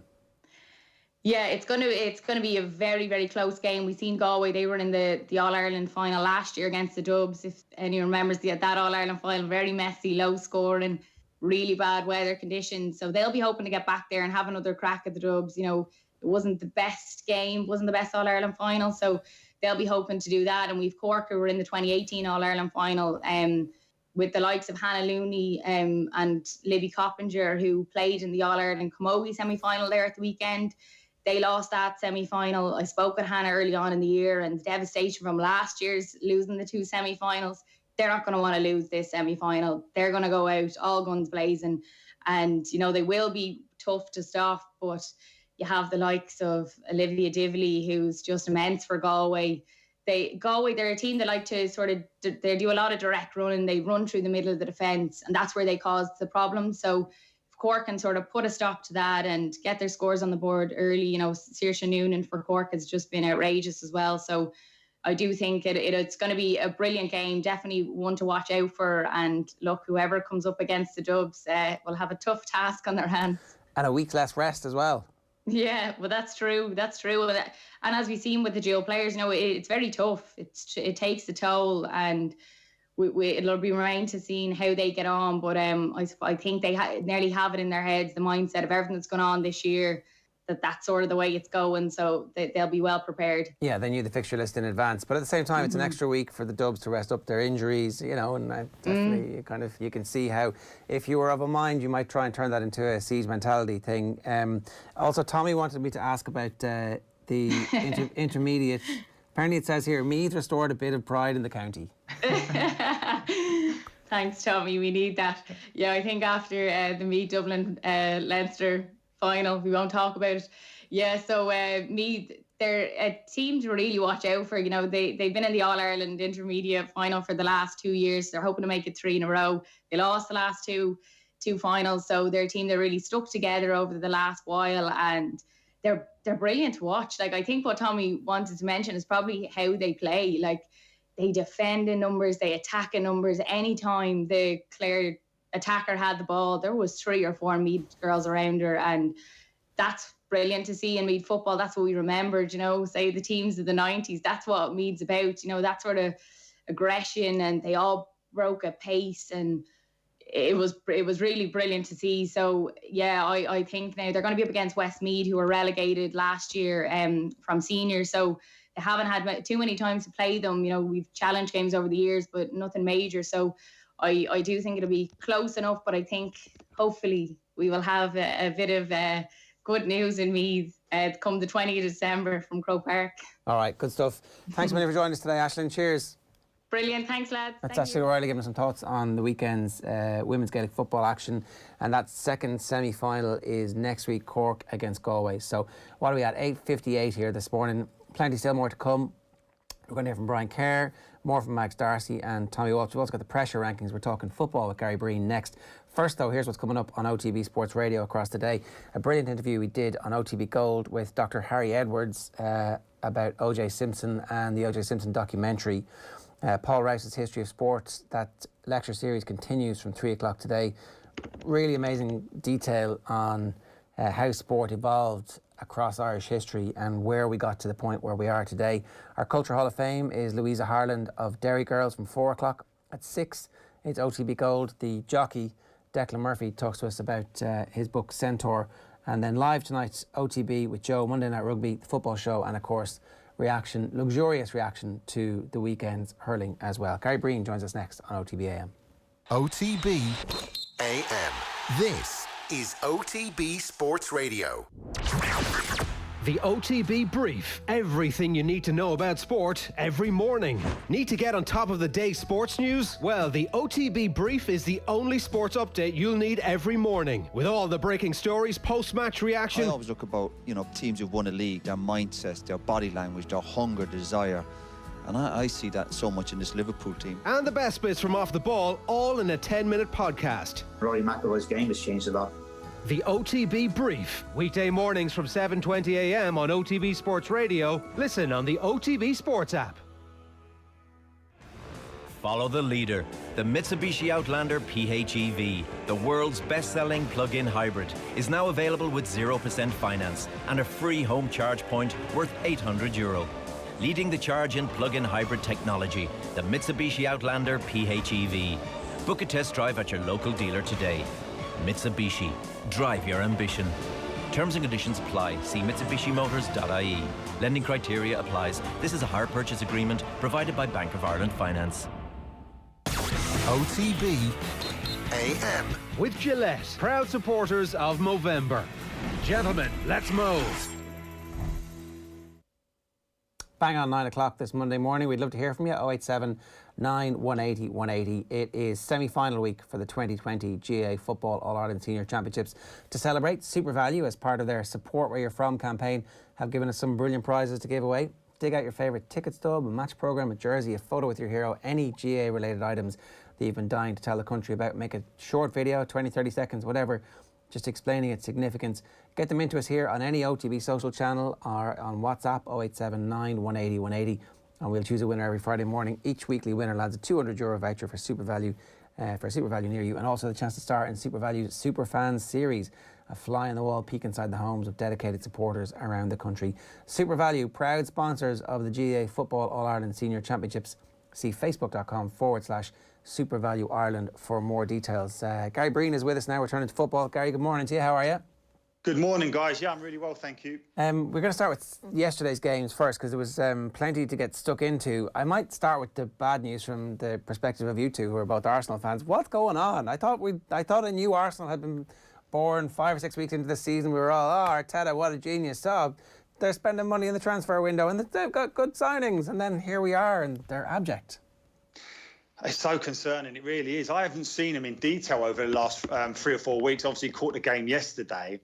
But when you're looking from a distance and not able to see them like going to the games and commentating on them, you're wondering what exactly happening. And then you listen to what the supporters are saying. You see the game yesterday, and it looks like the old problems are rearing their ugly heads again. Arteta initially comes in, identifies that he has to address the defensive vulnerabilities, even with the players that he has there. He brings in Gabriel, and you're thinking, OK, that's great. But the problem is that the offset has been too great in that, in doing so, it looks like they've lost all their attacking verve. They're struggling for goals. If you're in the last 6 games now, it's only 2 goals scored. One's a penalty, one's from a corner. And this is the biggest worry. And of course, you see last night and all those defensive problems that you hope were behind you are back again. And I mean, I'm looking at the situation with David Luiz. You know, maybe the bang on the head has affected him, but just a decision making, certainly for that first goal where he runs with a centre forward to that near post, leaving that area for Dendoncker then to attack when his centre-half partner had that run already. So it's a real worry. I think Arsenal fans are looking at the situation now. They're probably thinking it's their worst start in their Premier League history. The lack of goals, just 10 goals. But more concerning is that Arteta's been there now for that whole year.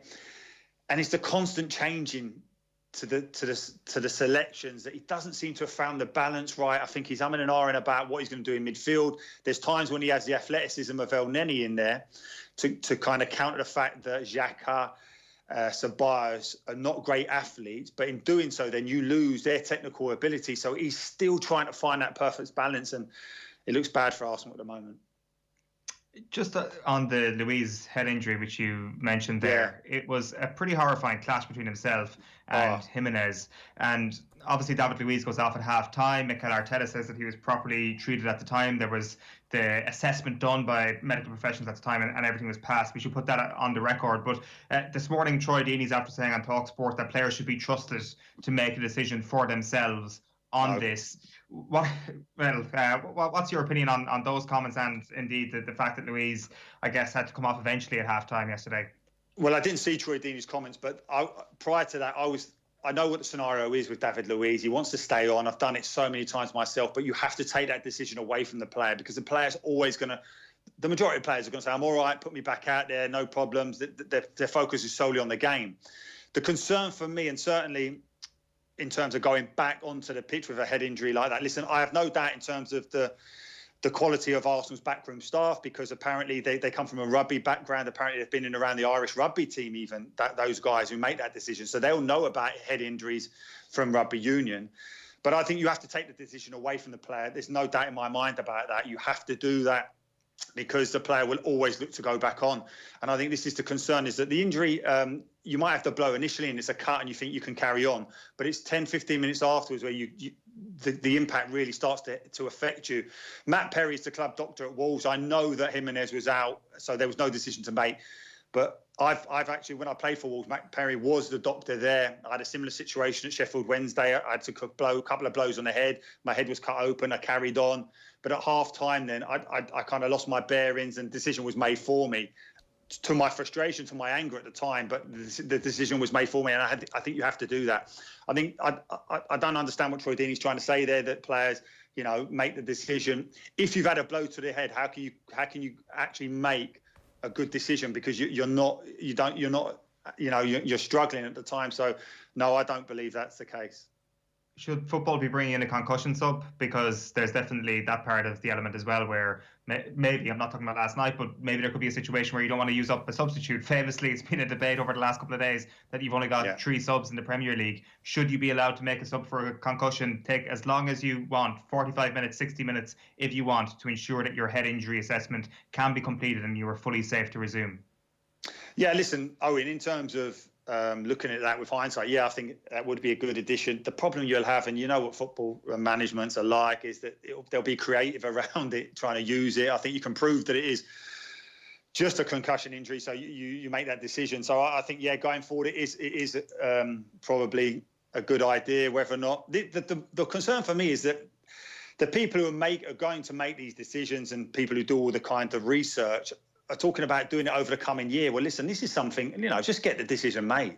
I don't understand why it's taking so long. Talking about research, I think you can quite clearly see that if a player takes a blow to the head, then you should, for his welfare, be looking to make the decision for him, and you should be looking to take him off that pitch. Yeah, that makes the perfect sense, right? So we actually had a comment earlier on. So Cody says, we saw several head injuries yesterday, but by far the worst part was seeing a player remain on the field after a horrific clash of heads in the Arsenal game, which led to a player in hospital.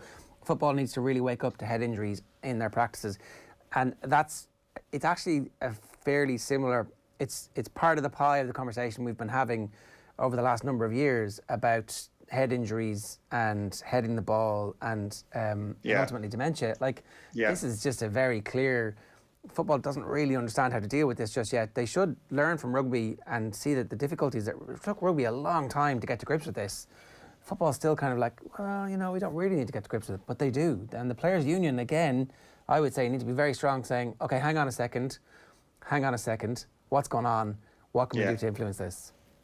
No, absolutely. I think that it's been well documented now that, say, for example, the PFA, they've been heavily criticised in terms of caring for those players who potentially might suffer for it, and obviously putting in protocols for the ones that playing football now and even the younger generations to make sure that they're not as vulnerable to that scenario. But you're right. I think these decisions need to be made very quickly now, Ger. That these can't drag on. The impact is too big.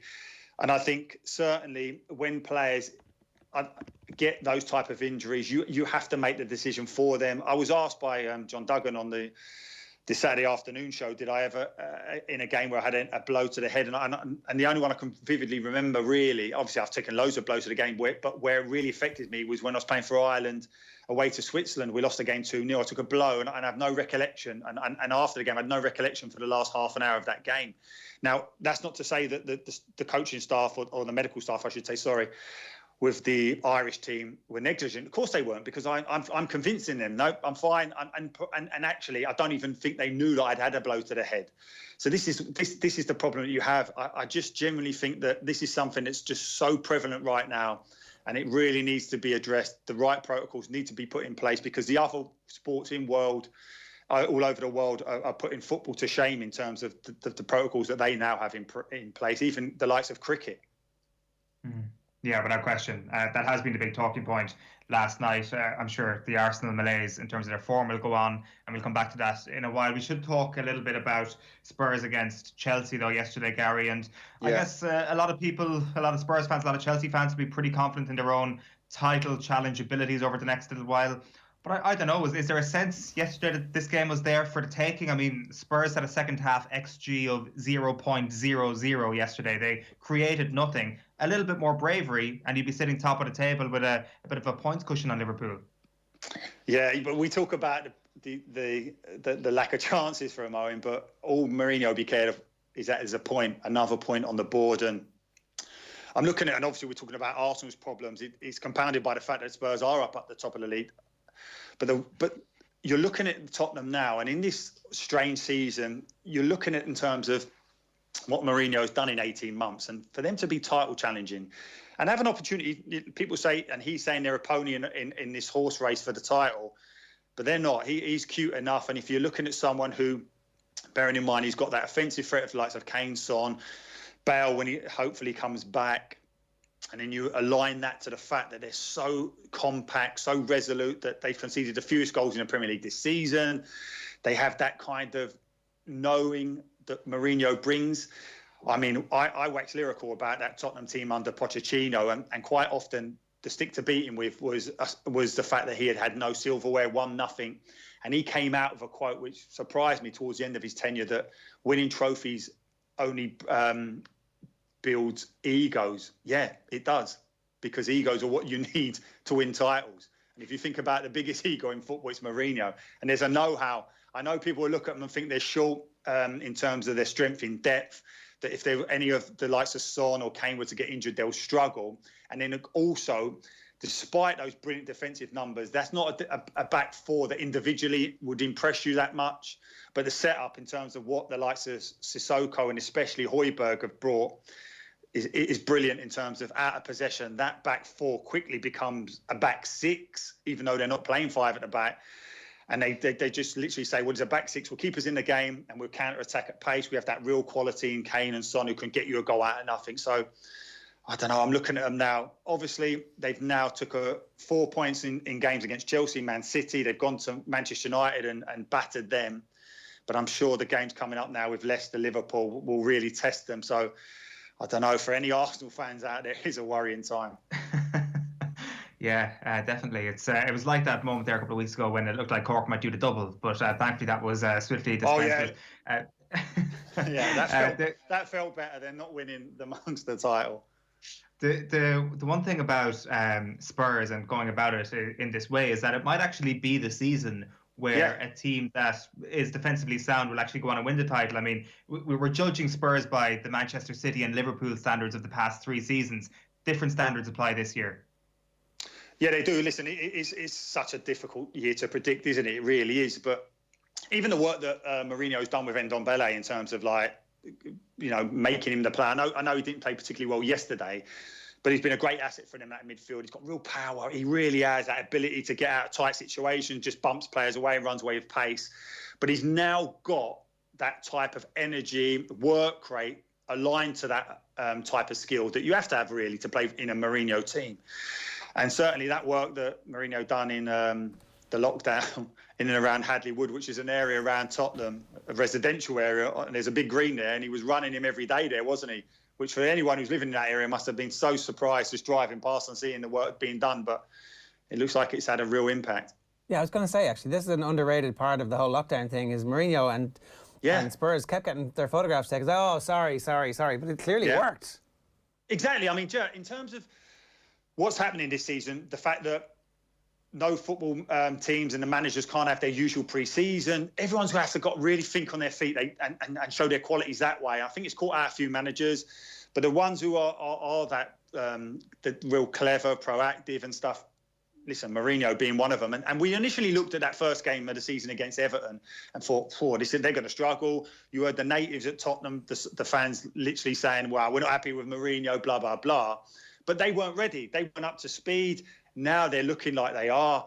And this is the reason why they're up there at the top of the table and putting themselves in a great position in what is going to be and has been so far a very, very difficult season to predict. The post-match Jurgen Klopp interview with Des Kelly from BT Sports. Brilliant. It was brilliant. I mean, it was weird in that, like, I didn't feel like either of them were being... Normally with one of these things, somebody's always just being complete... whatever. You kind of felt like Klopp is angry, he's making the wrong point, and then he's making some good points, And then he's like changed the subject away from the other thing. And Des Kelly's like, no, I'm sorry, hang on a second. Yeah. He almost lost it at one point as well. There was one bit where he was like, oh, did he nearly say something? He nearly did say something there. But what does it all mean? I don't know. I can't tell.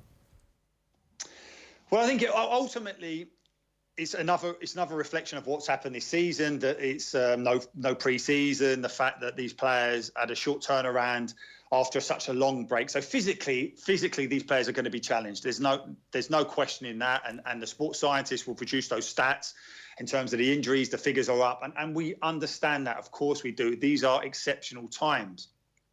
But my only issue with the big debate about the amounts of subs and the fact that it's being led by Jurgen Klopp, who I'm a massive fan of. I have been since that very first press conference at Liverpool, where I just bought into him straight away.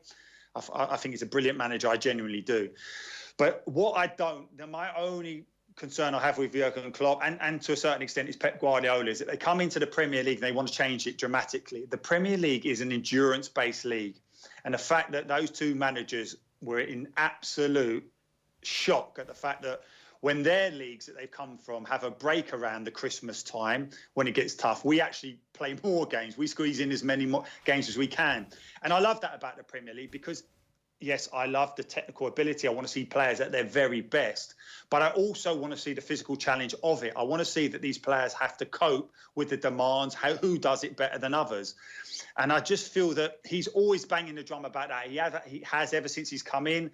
I understand that he this more than any season and the reason why he wants those 5 subs. But to actually come out and name Chris Wilder as one of the managers who doesn't want it, I didn't like that. That didn't sit well with me.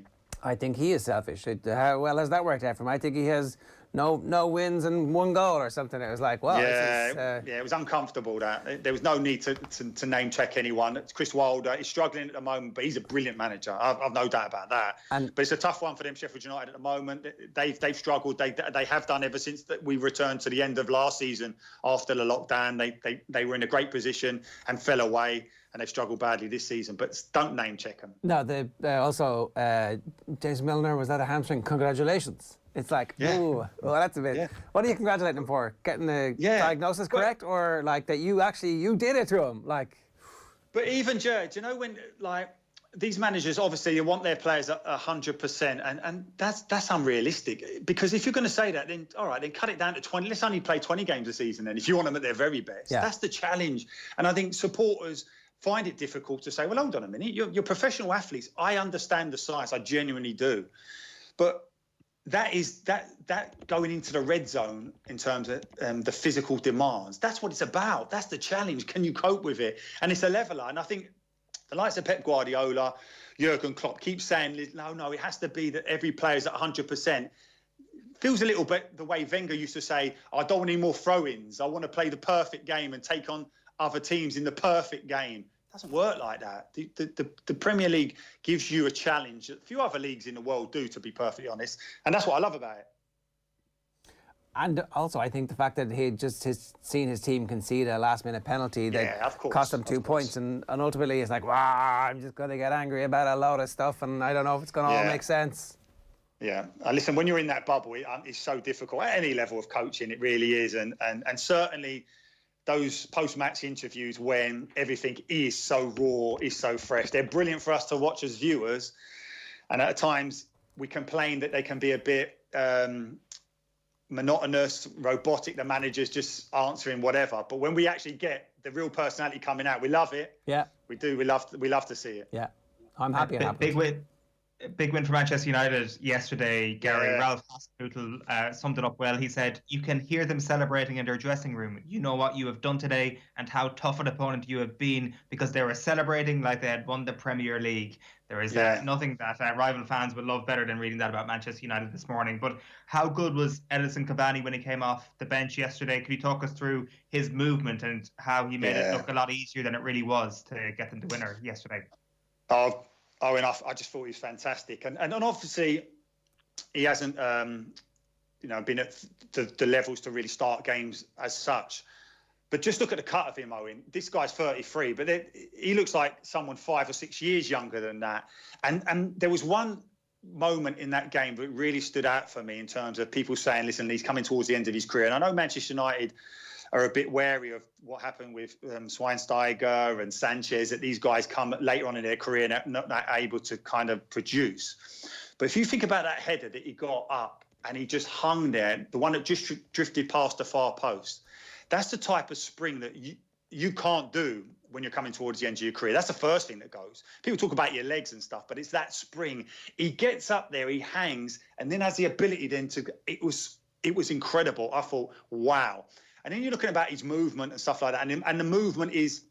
The thing that stands out for me, certainly as a centre-half, is that when he attacks that initial space, whether it's near post or far post, he attacks it with every bit of energy that he has. I was actually watching a documentary this weekend on the 1986 World Cup in terms of what Maradona done, but it showed a couple of the England games, and it showed Gary Lineker, exactly the same. Those type of guys who give everything to get across the front of you or down the side of you. And when a centre-forward commits in that way, as a centre-half, it really, really panics you, because you think, I've got to go with a run. So suddenly then you do that a couple of times, you go with that run, and as soon as they go a couple of yards, you go full out as a centre-half and they pull away, you can't recover. It's that type of movement that makes it so difficult to mark. Harry Maguire is even commented post-match saying his movement's frightening. It's the best I've ever come across, and that's just in training. So you're seeing someone who commits to those runs in training, not alone in games. But I looked at that scenario and I said, as soon as he came on, I thought, oh, listen, United are going to get back into this. I could see it. I thought Vestergaard just looked absolutely out on his feet at centre-half. He struggled in the first half, didn't he, when he let that ball go through for Greenwood. All 3 goals are his fault as such, because he goes in initially into midfield when he doesn't need to. Cavani then gets and plays the ball into Fernandes. There's only one centre-half in there. He scores a goal. He gives away the cheap free kick for the second goal. He's deep. But when people talk about movement as well, Eoin and Jet, if you look at the first goal that Cavani gets, the ball goes out to Bruno Fernandes on the edge of the box. There's 9 Southampton players, 5 United players. Every one of them is standing still. The only one who's on the move, on the strike from Bruno Fernandes, is Cavani, and he gets his goal as a result of that. It was so brilliant to watch it on the screen that they all stood still, watching and waiting to see where Fernandes' shot goes. He doesn't, gambles across the front, in fact, fights his way across one defender, knocks Van der Beek out of the way to get his goal. This guy's top-class centre-forward. And I'm looking at it now thinking, I can understand where a lot of United fans and certainly critics of United were looking at it and thinking, because they're trying to build this now that deal was something of real planning. It wasn't. It was a last-minute decision. But certainly they look like they got a player who could contribute massively for the remainder of this season. That's coachable. The way you've described that, that's like you can sit with somebody and say, when the ball is here, you need to start your movement. Yeah, Jay, you can coach it, but I don't think you can do it with that intensity. I look at Martial and you know, you can coach it with him, but I don't see him breaking his neck to get across. I just don't see it. And not just him, I think a lot of top centre-forwards. Listen, look at Arsenal yesterday. Look at with Aubameyang. I didn't see it, and I think he's a world-class centre-forward, but I didn't see him busting a gut to get across the front to get his goals. I certainly didn't see it with Tammy Abraham in terms of those crosses coming into the box, those brilliant wide crosses that he was on, busting a gut to get across the front. And they're the 2 guys, Tammy Abraham, a young, brilliant centre-forward, Aubameyang, a top-class, experienced centre-forward.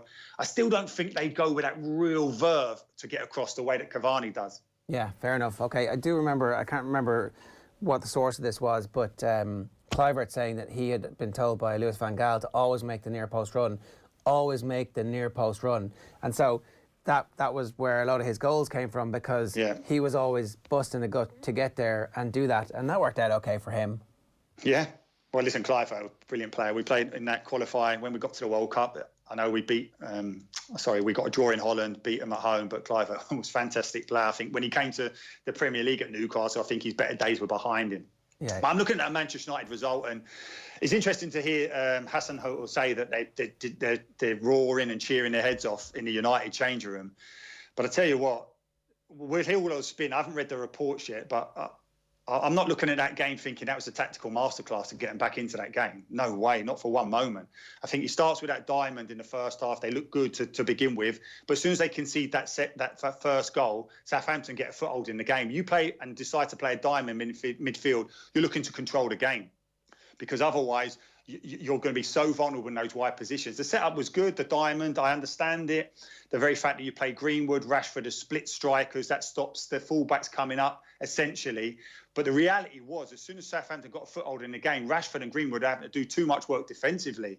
And that diamond, I mean, Donny van der Beek, you're playing him on the left-hand side of a diamond, Fred on the right-hand side. It just doesn't look well. I know they're talking about they played well in the Champions League, but that's a different level to the challenge in terms of who they played in Istanbul to who you're playing against in the Premier League. Second half, it makes those tactical changes. Cavani comes on, gives you a focal point.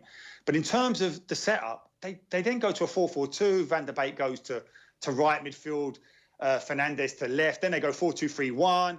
To the end, last 20 minutes, and credit to the players because they get themselves back into it. The players are running wherever they want. Van der Beek is in the left wing. And I'm looking at Southampton and thinking, guys, if you can just make that first pass, you're going to punish United because they've only got one Pasaka on that right-hand side defensively.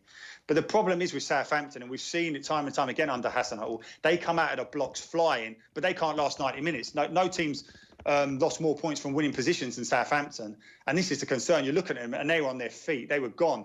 And I think I'm looking at that and thinking, I know we're hearing this is Manchester United way winning late games, but that was off the cuff towards the end, in my opinion. Right. And I don't think against the better teams they'll be able to do that. Gary, great stuff. Thanks a million, man. Cheers. Thanks, guys. Good luck. It's Gary Breen with us this morning, giving us his thoughts on the weekend's Premier League action. 0879 180 180 is the number. 25 minutes past 9. It's time for the pressure rankings. For me, it was a self-imposed pressure. Was I under pressure? No. Yeah, they're under pressure. Everyone's under pressure. OTB AM's pressure rankings with Gillette. And the big pressure. Your singing comes out through this thing. I'm not sure if you're aware of that. I know, I do. I know. Of course. Why wouldn't I be? Nothing wrong with a bit of falsetto, Owen. Everybody loves it.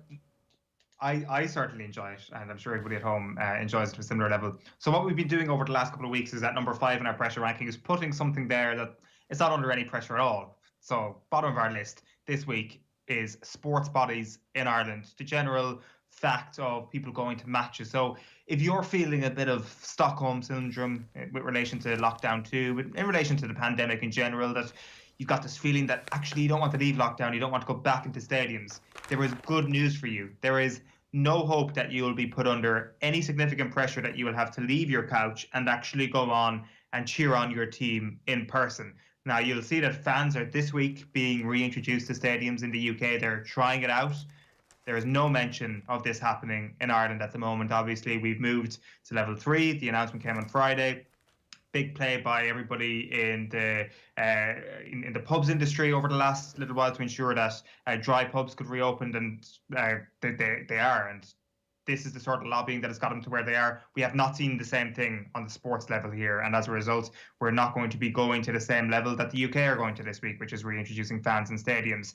I'm not saying that this is right or wrong. All I'm saying is that why aren't these conversations happening? Why aren't significant conversations happening about test events? There has been reports that test events will start to happen in Ireland in the new year, but for the course of the next month, there is no mention of it so far. I see Kieran Donaghy's been tweeting this morning at official GEA asking about the possibility of fans at stadiums. He says it's obvious what has to happen for the finals with the squad members. If this can't be sorted, I don't know what to say. I'd actually go one step further and say parents, siblings and partners should also be allowed in with masks on. This is an 86,000 capacity stadium. If you're going to try something out, in my view, you've got to try it out in Croke Park or the Aviva Stadium. On Thursday week, Arsenal come to play Dundalk as well. And I wonder if there is like a possibility there around any events in the Aviva over the next little while that you could try out 2,000 fans, 4,000 fans and see how it goes. We have to start somewhere. And I just feel that we're still paying the price a little bit of how the GEA and how GEA people perhaps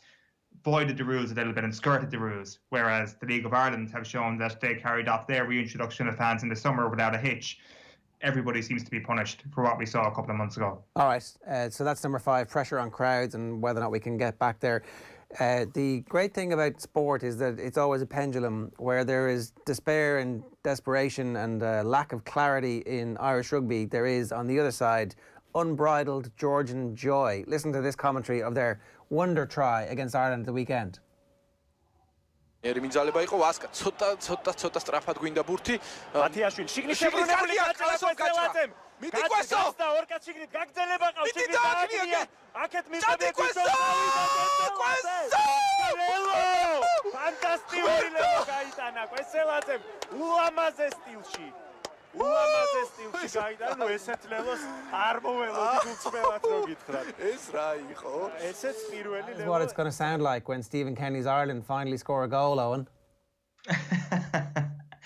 The same level of jubilation. Irish rugby, yeah, well, there's a bit of a drop from lack of pressure from number 5 to number 4 in this week's pressure rankings, because there is a fair deal of actual pressure on Irish rugby and Andy Farrell. The one thing I want to say is that I think it's positive that we're seeing Andy Farrell coming out swinging yesterday, saying that he was properly pissed off with the Irish performance, because we haven't really seen that over the last little while. They came up second best against England. They came up second best against France. And a lot of the discourse in the aftermath of those games was, if we took our chances, if we, hit our set piece a little bit better, we could have won that game. There were little excuses here and there, little reasons as to why they didn't win those games. And I felt that it was, look at the positive things that we did, and let's not address the fact that England and France killed us and deserved to beat us by more than the scoreline actually suggested.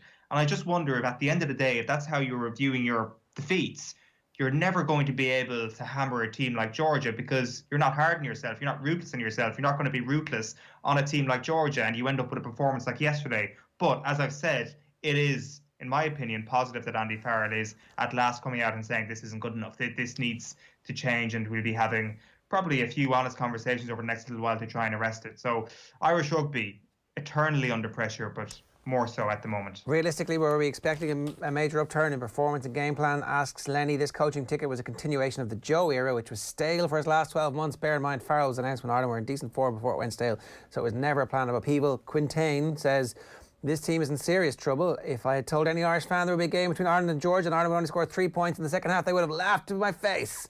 I personally wouldn't have believed it myself. It's silly of Quinny to go on and on about the lack of players needed to inject that X factor. We're talking about Georgia. It's not England or Wales that Ireland was playing. Big issues, lads, big issues. Those of us who remember the World Cup remember Georgia as a team who can obviously cause us some problems in 2007. Franz says the team regressed under Schmidt, and the reason he did so well with them was he had an excellent crop in their prime. They're now past their best on Toon Army. Sexton, Murray, O'Brien, O'Mahony and Best were all in their prime. That's why Joe done so well, he says. Yeah, there was definitely a bang in the second half yesterday of it that it could go to like the Cyprus defeat in football, or even like the Japan game in the World Cup in 2019, that things could get a lot worse, and thankfully they didn't. Thankfully the win was actually secured in the end, but the performance definitely needs to get better over the next little while, to say the very least. In at number 3 in this week's pressure rankings is Mikel Arteta, is Arsenal as a football club. They've made their worst ever start to a Premier League season. They're playing with a lack of urgency, with a lack of pace. Now, people are saying, Jared, that they can't figure out Arteta ball. These people are idiots, because it's simple. The objective is, if you're an Arsenal player, you must pass the ball, stop moving, or move as slowly as you possibly can, look around, pass the ball, stop moving, look around, pass the ball, repeat, maybe cross the ball, lose the ball, track back fairly quickly, turn it over, and repeat the process. They complete all their passes. They allow the opposition to complete all their passes. This is what Arteta ball currently looks like in its current guise. The average players have become bad players. The good players have become average players. And their one really top-class talent is like Michael Jordan in Space Jam, where the Monstars have come and robbed him of all his talent. Pierre-Emerick Aubameyang, it looks like he's got more years left in his contract, and he's made touches in the box this season in the Premier League, a shadow of his former self.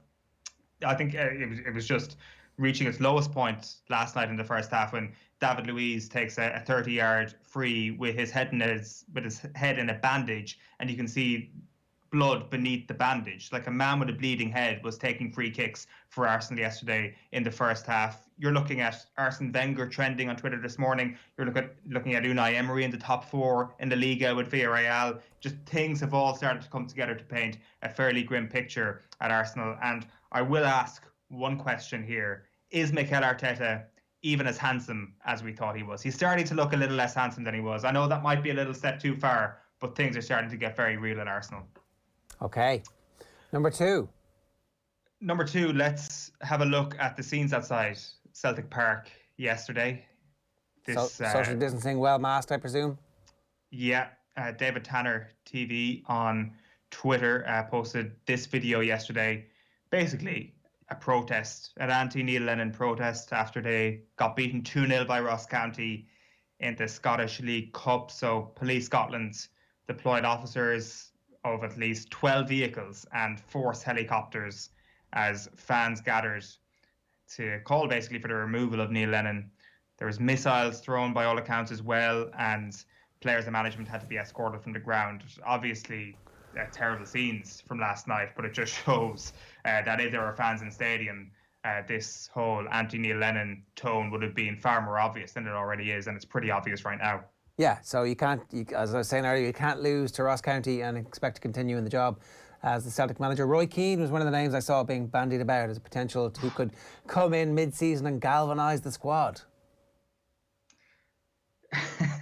Yeah, I guess. Do you think that that's something he'd be able to do? I would like to see. I would like to see the experiment, Eoin. I would tune in. Yeah. After the scenes last night, I'm not sure that's an experiment worth taking for everybody's safety.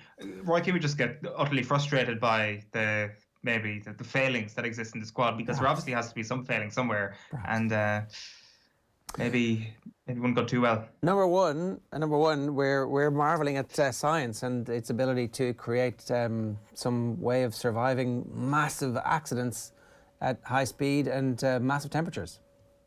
Really, a Formula 1 driver should be number 1 in our pressure rankings every week, because there is true pressure on these sports people. Romain Grosjean survived after driving his Haas car yesterday into a crash with an impact speed of 137 miles per hour, an impact of 53 G, splitting the car in two. Like a bad car crash of around 50 G is likely to kill you. This is absolutely remarkable that this didn't result in more serious injuries. His head basically was protected by the Halo cockpit protection device that was made mandatory by the FIA in 2018. It's basically this titanium hoop structure which will protect the head in case of a crash like that.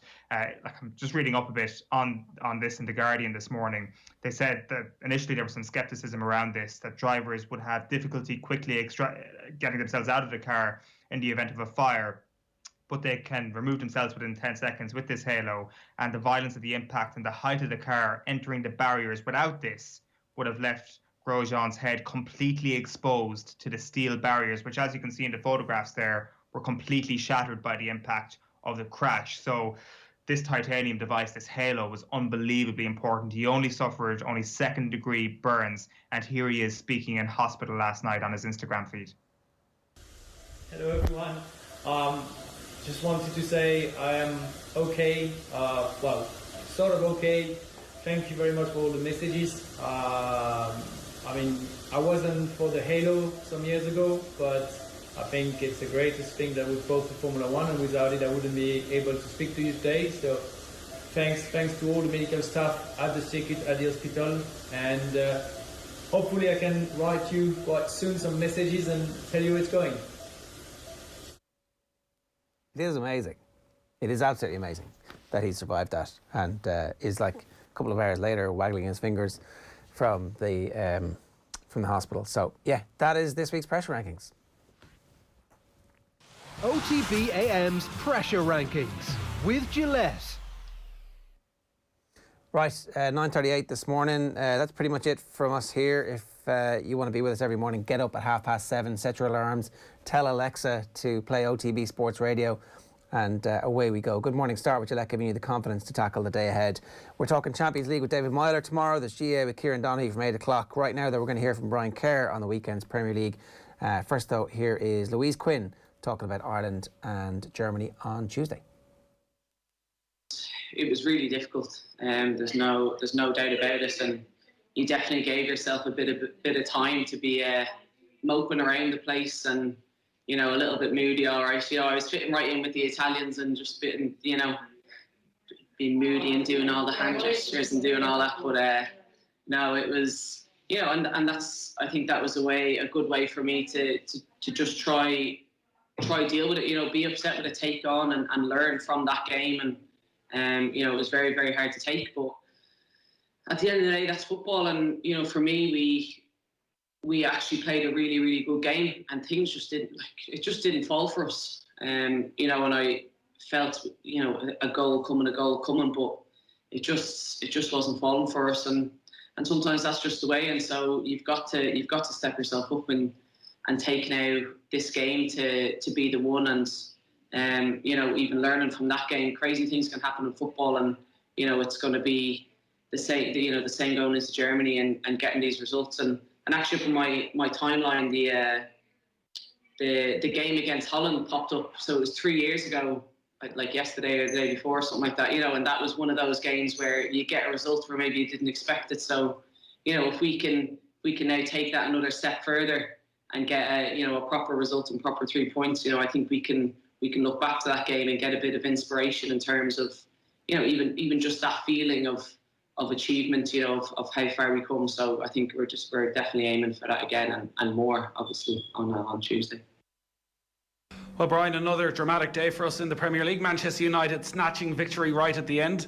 Did they deserve it? I think it was a bit harsh on Southampton overall. Though Manchester United had good chances in the first half, they didn't come out of particularly creative play by Manchester United. There was more mistakes in the defence by Southampton. Alex McCarthy, and one in particular, he played out to Greenwood. But overall, I suppose, from a 2-0 down situation, Manchester United did very well to pull it out. And you'd have to say Southampton didn't make any great opportunities in the game. Both goals came from set pieces. David De Gea didn't have a save to make in the first half, other than not been able to save the flick-on header from Bednarek into the net and the free kick from Ward-Prowse.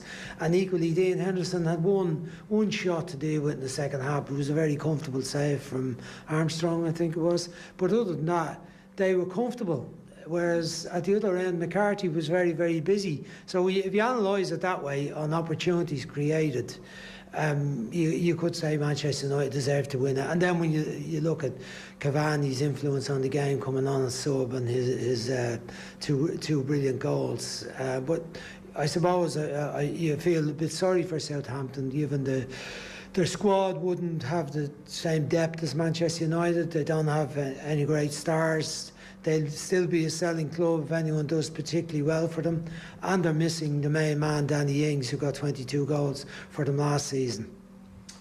Couple of big selection talking points then from United's point of view with the two half-time changes. We'll get on to Dean Henderson against David De Gea. But he brought on Edinson Cavani in place of Mason Greenwood. Cavani, 33, probably did his job off the bench, scored the goal, scored the winner, set one up.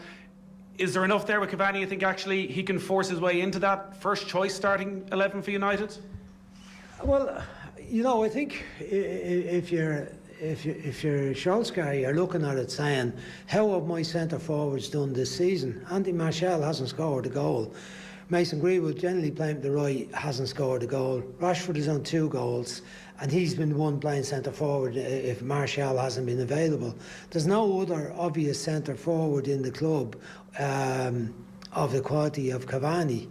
So I think what he's done today and playing the midweek in the Champions League has kind of, I think that will make Solskjaer's mind up. That certainly is a midweek match with PSG this week. If he doesn't start in that one, I think he'll start next weekend. West Brom, maybe next, no, not West Brom, what's the league match next week? Anyway, well, I think he'll start the next league game because, you know, what you're looking for in the centre forward, you're looking for someone with a bit of presence that can hold the ball up, that has a good touch, that's confident, that the ball doesn't bounce away from them when it comes into them. But most of all, you're looking for someone who's a predator in the box and who can get you goals. I mean, what he showed today with the 2 finishes they were not easy finishes. Neither were easy finishes. Both of them, his anticipation and reading of the situation were superb, and signs of all his maturity and experience in his life. The first one, to adjust his body in the way he did.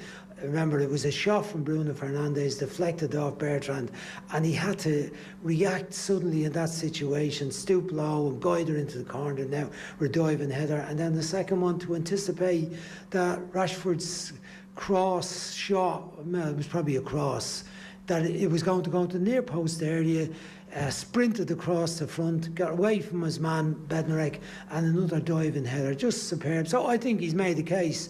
Martial hasn't done enough. He frustrates people at times.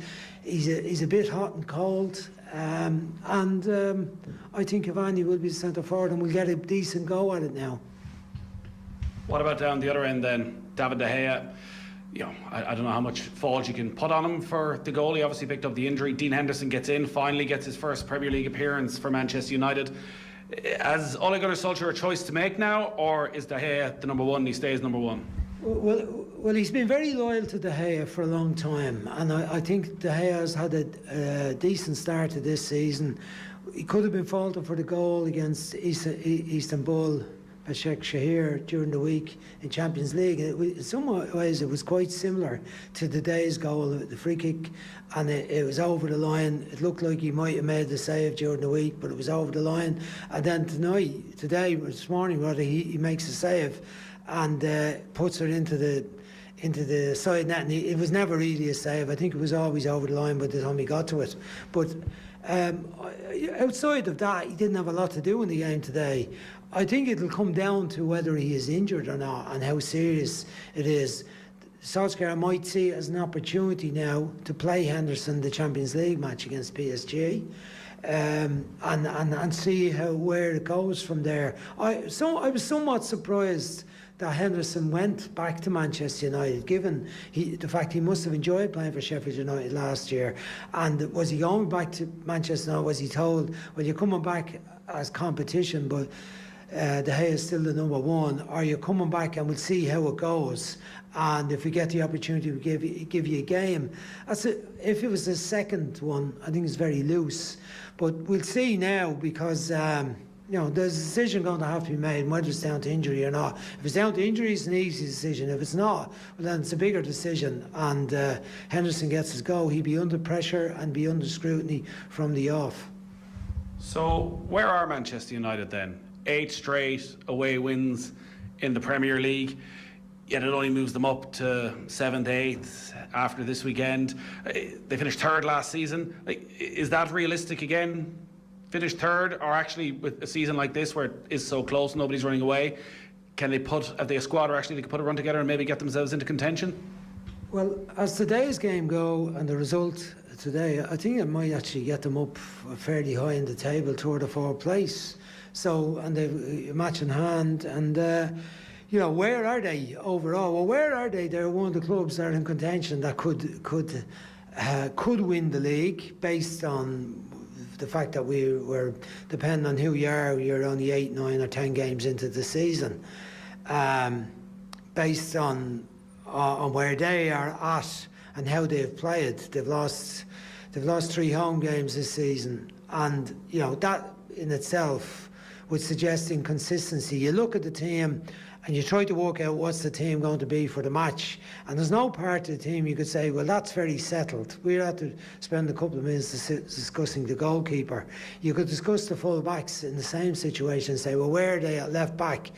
The right back is playing all the time, Wan-Bissaka, but is he good enough for Manchester United to be a raiding full back that's expected? Are the centre backs good enough? Well, Harry Maguire has found form again. The partnership with Lindelof seems fairly settled, but would it be good enough for them to win the league? Possibly not. The midfield is all over the place. What the best midfield is, we don't know. And what the best front part of the team is, we don't know. We're again discussing the front part of the team now today, because Martial hasn't started well. Greenwood's form has dipped. He's had problems off the pitch. And Rashford has been a bit mixed, but he always puts in a great effort and invention in his play. And he made a contribution there, a great ball in for the win winning goal in the end. But he's one that you say, yeah, he always plays. But other than that, you're saying, well, Fernandes plays. But after that, you're not so sure. So there's so many parts of the team that are uncertain. So that's, I think, where United are uncertain. Nothing's definitive. No consistency. But in contention, because the rest of the league is so unpredictable at the moment. And part of that unpredictability is Liverpool. It's hard to know where to start with yesterday. What was more controversial, the VAR decision at the end, or Jurgen Klopp's post-match interview and his questions about the way the fixtures are falling, Liverpool having to play early on a Saturday after playing Wednesday in the Champions League? On that first, does Klopp have a point, or is everybody not in the exact same scenario? Look, he's a very interesting character. He's so passionate when he's speaking about things, and he has a lot to say. And I think he has a real point in relation to having to play a half-12 on the week where they've played on the Wednesday night game, and they've so little time for recovery. I can't understand. So I can understand why the broadcasters want Liverpool at the half-12 game, because obviously commercially it's such a big tie in terms of world audiences and in its timing in relation to the audience in Asia and America in particular. So I can understand their desire, but from Liverpool's point of view, I do think he has a point in that that's the third time this season that they've had to play at the half-12 one. A lot of people mightn't feel it doesn't make a lot of difference. I would agree with him that it does make some difference, and you know, all of these managers are looking at very, very small percentages in gaining an edge against top class opposition, and that is an edge that other people have in terms of time of recovery and their lessening time or decreasing time for recovery for the teams play Wednesday night. Solskjaer had to go about it recently too, so he's not alone in that. In relation to the VAR, look, you know, we're going to be talking for VAR for a long, long time. I don't like the fact that there are so many interruptions and so many big decisions are coming down to the VAR. I think the authority of the referees has been taken away. I think the referees are now probably getting, at that level, getting into a mindset, well, I always have VAR to rely on. I don't have to make the big decision myself. I don't have to go on my hunch. I don't have to go on my instinct. I can get it checked by VAR, and then if they tell me, I can go and have a look at it on the screen. I can understand his frustration after match, and managers often say some mad things after the match. I mean, look, I've never lived with that type of pressure that he's under managing a Premier League team, and your obligations are probably to do a certain number of media interviews directly after the game. Your head is spinning with the decisions you've had to make in the match and the way the game turned out, and so many VAR decisions went against Liverpool in yesterday's game, with the 2 goals disallowed and the 2 penalty kicks as well. So, you know, the frustration of the late goal, the late penalty, that very few people saw a foul in Robertson's kick at Welbeck. But, you know, VAR confirmed that there was a foul if you looked at it forensically. So that's the frustration. So late in the game, he could have got away with a 1-0 win without playing brilliantly. Brighton played quite well. Difficult week, Champions League week, another Champions League week, another player injured to add to the list. I can understand him being hyper and wanting to take on people. I'm sure today he's probably a bit embarrassed with how that went with the reporter after the game. And reading about Klopp in the past, I wouldn't be surprised if he makes a phone call to somebody in BT today and say, look, you know, maybe we'll have that chat again, because I think he's that sort of fella. I think when he thinks about things after, he doesn't like to be seen to be out of line. He likes to make his case, make an argument. Even his reference to Chris Wilder, I'd say he probably regrets that today too, you know, because Wilder comes across a very good guy that all the other managers like and respect, and while he'd be annoyed that he hasn't gone hook, line and sinker with him on the 5 subs one, I don't think he was right to have a go at him in the media today on that one. Go on then to finish up. What was the maddest thing Brian Kerr, the manager, ever said in a post-match interview? I can't remember, but I remember one particular day after a match, we lost the game and Harold's Crossing was a manager and Pats, and I was a bit annoyed. And I remember saying, well, the pitch was poxy, we were poxy, the ref was poxy, and the result was poxy. And it was the first time I think the word poxy ever appeared in an Irish Times match report the next day, which was done by Jerry Thornley, actually, the now rugby correspondent, who was then making his way as the soccer correspondent. But I thought it was an accurate assessment, but not one that I expected to appear in the Irish Times on a Monday morning. Great stuff, Brian. Thanks, Nathan. OTB AM. With Gillette, proud supporters of Movember. Gentlemen, let's move.